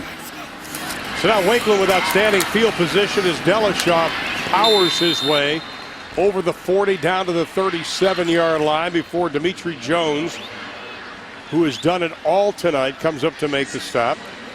And good look at Delishaw. Junior, 6 foot, 180 pounds, tough middle kind of guy. Cooper Chandler has done a nice job today. I've been very impressed with him. Yeah. Very impressed. For a guy who hasn't played a lot of football to come back, play football, have this kind of debut, a lot to be encouraged about if you're a Wakeland fan. Little play action goes down the middle, has a receiver, caught by Adams. That combination is nice. There we saw a little post, play action pass. Trey Adams working inside, puts the defender on his back, uses that 6'3" frame to extend and really create a big strike zone for the quarterback. Number 59. Half the distance to the goal, first down. So you get the big play, plus you get the penalty on Cody Antoine. Yeah, what I liked about that, climbed on the defender's toes, made a nice little stick move to the outside before crossing his face on the post, and then you talk about expanding the strike zone. One of the reasons why you like big receivers at every level, they make it easy for the quarterback. He just has to throw it up there and they can win. Pickup of 19 on the play. Here's that hit. Chandler took a wallop after that, but he's knocking on the door again. Handoff straight ahead. Delishaw You know what I like about Adams, though, and as a guy that played both offense and defense in the National Football League, Adams used his 6'3" frame. He had the guy on his hip, and there was no way you're going to defend that. No way you can defend size on that. He has a superior size advantage over the cornerback. They use it. You see them throwing a lot of slants and hitches and those things. When you have big receivers, you like to throw those kind of routes because they're able to box those guys out. I'm sure that Adams is probably a pretty good basketball player, one of those guys that knows how to post up. They're taking advantage of those skills. Dellashaw stretches for the touchdown, and he's got it. Colby Dellashaw, 2 touchdowns last year, gets one right there.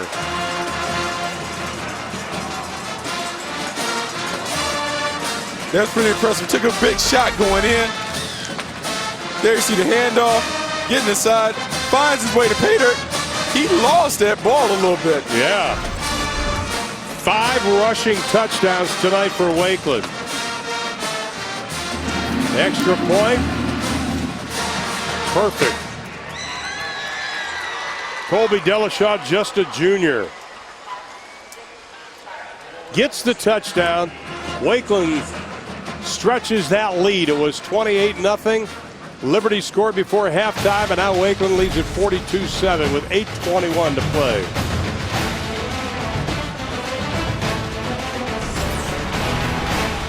On NFL Network. Last year, Wakeland scored 44 points versus Liberty in the win. Tonight, they've got 42, and they lead 42-7 with 8:21 to play in the ballgame. Brandon Bates warming up. The junior backup quarterback, Cooper Chandler, may be done for the evening. Had a pretty successful day so far. Here's Dimitri Jones. Showing that power, showing speed over the 35. Here's Jane. Well, we've been able to show you guys a little bit of a behind-the-scenes look at the facility here at the Star, but it's really impressive, some of the just kind of the bells and whistles that come with it. The practice fields, for instance, they have one turf field, they have one real grass field, and of course they have the inside training facility. You know, the Cowboys, if there was bad weather, which often happens in North Texas, would have to call over to Cowboys AT&T Stadium, see if anyone was in there. Can they get inside and get practice in? Now, not an issue. They can literally go from their locker room here to the field, and then, of course, get the ability to practice on both turf and on grass, because there are so many differing fields in the NFL. So pretty cool. An embarrassment of riches, if you will, guys.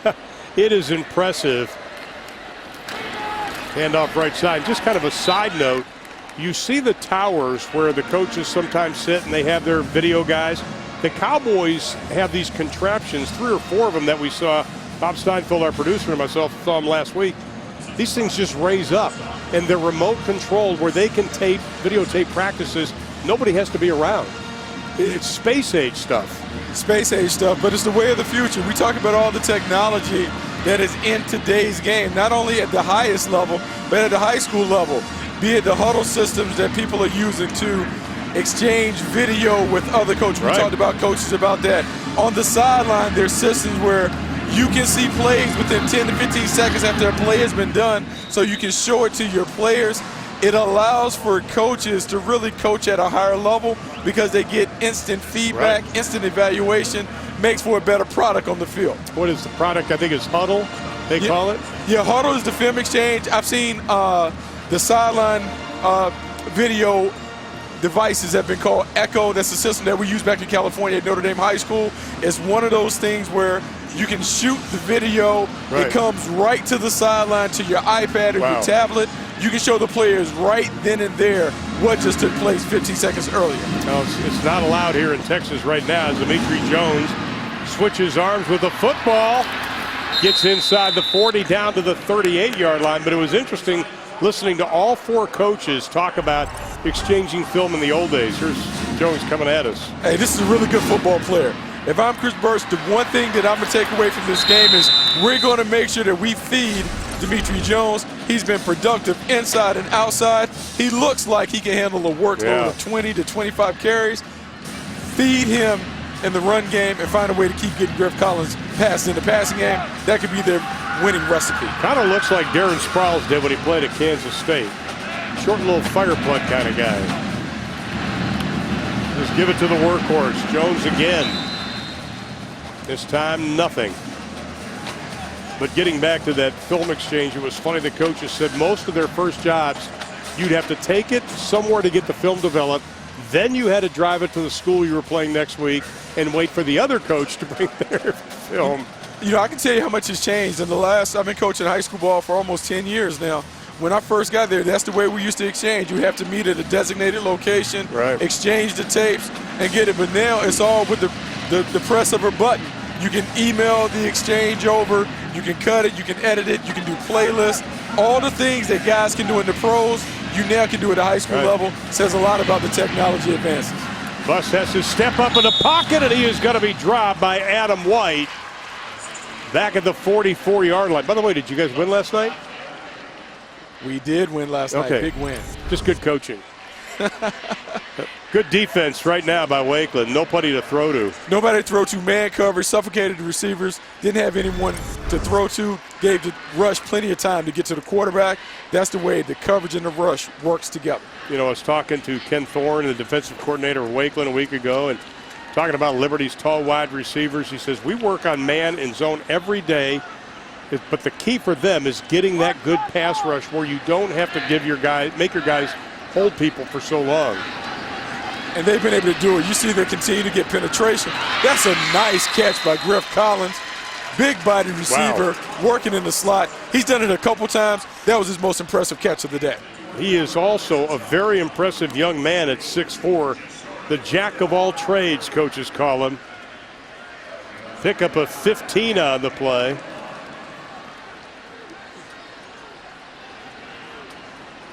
And it's 4th down. They still need about, we'll say, a yard and a half. I'm going to go out on a limb and say it's a handoff to Dimitri Jones. I'd give it to the battering ram, too. And he is in the backfield, joining Buss. Now Buss is going to put it up. Throws it into the flat. Off the fingertips, incomplete. Collins was in a position to make the catch, but we have a penalty flag thrown. Might have a little late hit out of bounds. Unnecessary roughness. I think you're right. We were talking during the break that Liberty has not gotten any breaks tonight. You know, fumbles bouncing right up into opponents' hands, and maybe this may be their first break they get. We have a dead ball foul. The pass was incomplete. After the play, late hit, number 31 of the defense. Going to go 15 yards to be Wakeland ball. First down. Ooh. That was after the play was whistled dead. So after the incompletion, 15-yard personal foul penalty. So it'll be Wakeland's ball. Wakeland's ball. Coming back, but they had to take a 15-yard penalty. Alex Lazar, he's the one who the infraction was called on. Now see, they said the play was dead, so the penalty happened after the play. Oh, he said no, I guess he didn't. He said it was Wakeland's ball. Referee Mike Drybread said Wakeland's ball. I thought it was because the penalty was called after the ball was dead.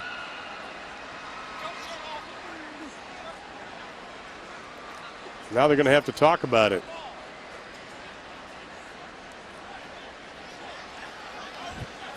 No, it is Wakeland's ball. Wakeland's clapping now.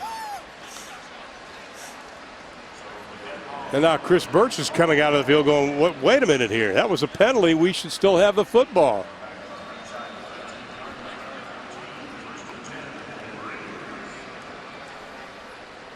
A little bit of confusion here. I mean, it's definitely a little different. They called it a dead ball because it wasn't much after. But what they were saying, it was an incomplete pass. As soon as the pass hit the ground, the play's dead, and then it was an unnecessary push. That's a tough one if you're Liberty. Yeah. Well, then Liberty just assumed it was still their football. They came out. The officials didn't realize that it was Liberty's offense and Wakeland's defense on the field. Now they've got it right. And Wakeland comes out. And Brendan Bates, the junior quarterback, the backup for Cooper Chandler. He gets his first action. Fumble, ball loose. Liberty's got it.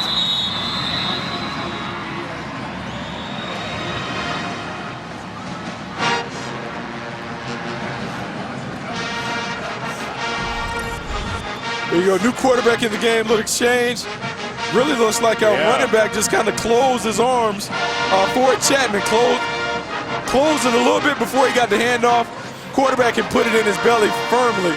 That's something that you have to continue to work on. The backups may not get as many reps. Sometimes you have those mistakes in games. Lance Hall coming up with a loose ball, and now Liberty's got it with 3:59 to play in the ball game. Inside the 20-yard line, down at the 18, 1st and 10. Scott Troutman now in the backfield. And here's Jones. May have picked up just about a yard on the play. Not much running room.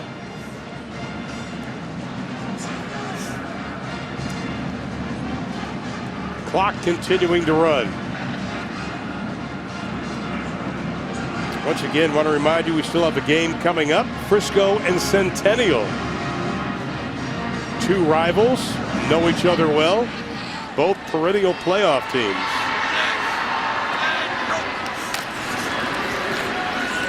Jones tries to spin, and the Wakeland defense doing a great job up front. They are doing a great job. They're certainly plugging up all the holes at the line of scrimmage, getting penetration in the backfield. Jones doesn't have any room to run. Gage Mullis did a good job fighting off his block. He's right there, the junior, number 62. Was in on that tackle.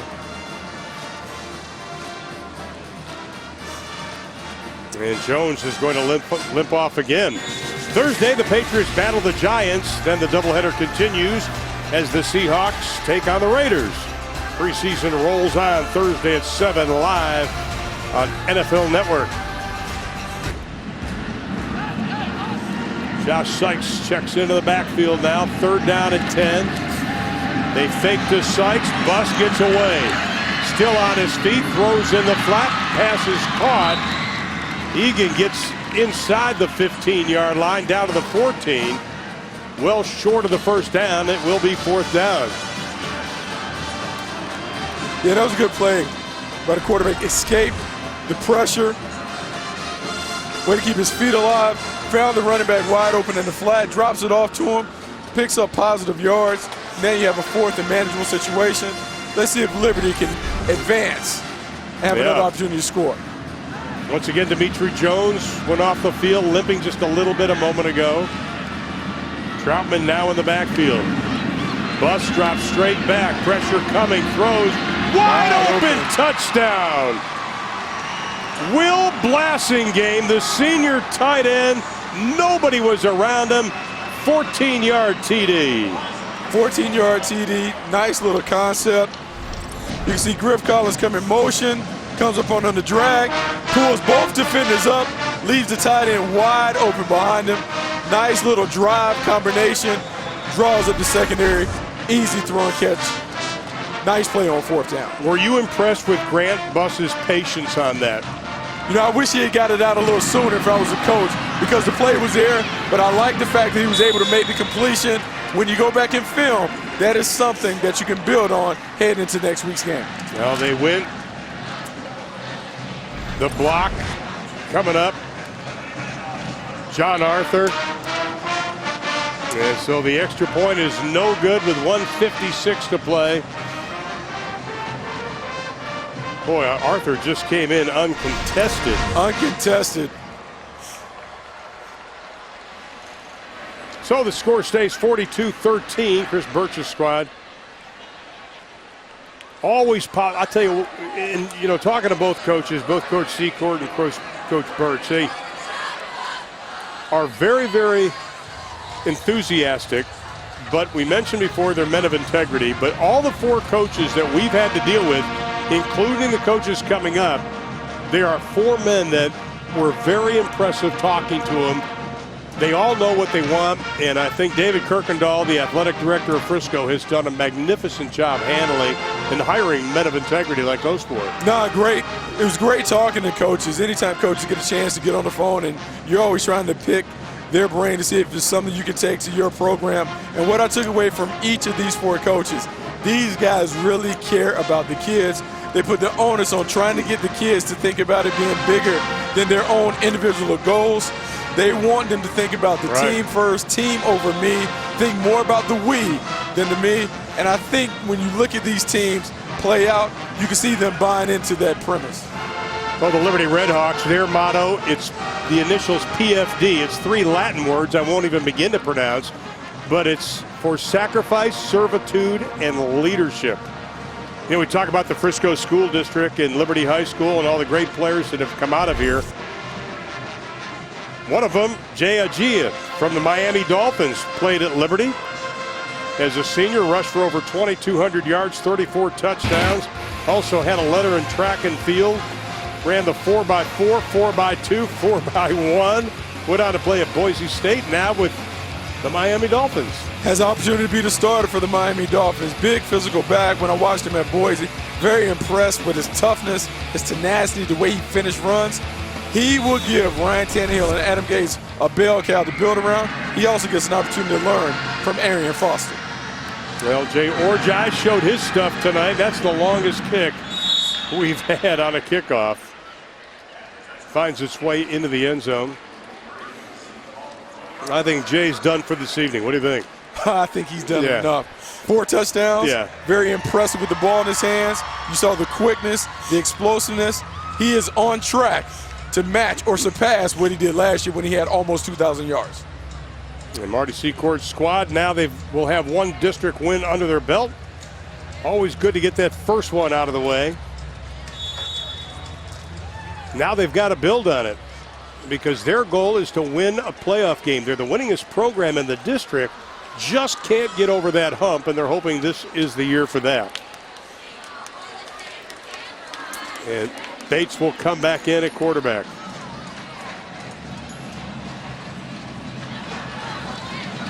Low snap. Bates picks it up. Scrambling. Down at the 20-yard line. Another feature of the Star, the Super Bowl wall. The most famous number. Was that Jason Garrett just walked by? It was. Get out of our shot, Jason. Come on. And you see some of the greats that have played for Super Bowl champions. Of course, Jimmy Johnson and Jerry Jones, Barry Switzer winning one. Jane, that's very impressive there, isn't it? And you've got a lot more about that. I will tell you, probably the most impressive part of the inside of that Star, and they're going to open it up to tours, I'm told, in January, is they have these senior scouting reports of Troy Aikman, Michael Irvin, Larry Allen, and Emmitt Smith. And it's just really cool to see what scouts thought of some of these players' intangibles that would later go on to win Super Bowls with the Dallas Cowboys. So I'm telling you, it's as advertised. When they start opening this up for tours, it is worth coming out here to Frisco and checking it out. So many, even just in the floor, guys, there are quotes from Roger Staubach and from Jason Garrett and Jerry Jones and some of the players. Just everywhere you turn in this facility, there's a piece of history and just a nod to the past. And that was so impressive about the tour we saw at halftime with Michael Irvin, is just how they encompass their history. They embrace it as they should. I think the, what's the whirlpool called? Lake Landry? I think it should be. That's probably going to be the last play of the ball game. And here's the scouting reports from Michael Irvin and Troy Aikman's notebook. The former Henrietta Hen, Henrietta, Oklahoma. Thought I'd throw that in there. Yeah, you know, it's pretty creative that the Cowboys are letting those guys have their scouting reports up there, because it gives the fans an opportunity to see what those scouts really think about those players and how it crystallized in those guys' careers. That's going to do it. Wakeland wins at 42-13. Players exchanging handshakes, probably neighbors, a lot of them. Coach Secord, Coach Birch are very good friends. And that's going to do it, but it was an impressive performance by Jay Orjai. 4 rushing touchdowns, 5 total for Wakeland. They win it 42-13. For Bucky Brooks, James Slater, and our entire crew, Ron Thulin reminding you to stay tuned for the final game of the historic grand opening of the Ford Center at the Star in Frisco. The Centennial Titans take on the Frisco Raccoons. You've been watching Texas High School Football on NFL Network.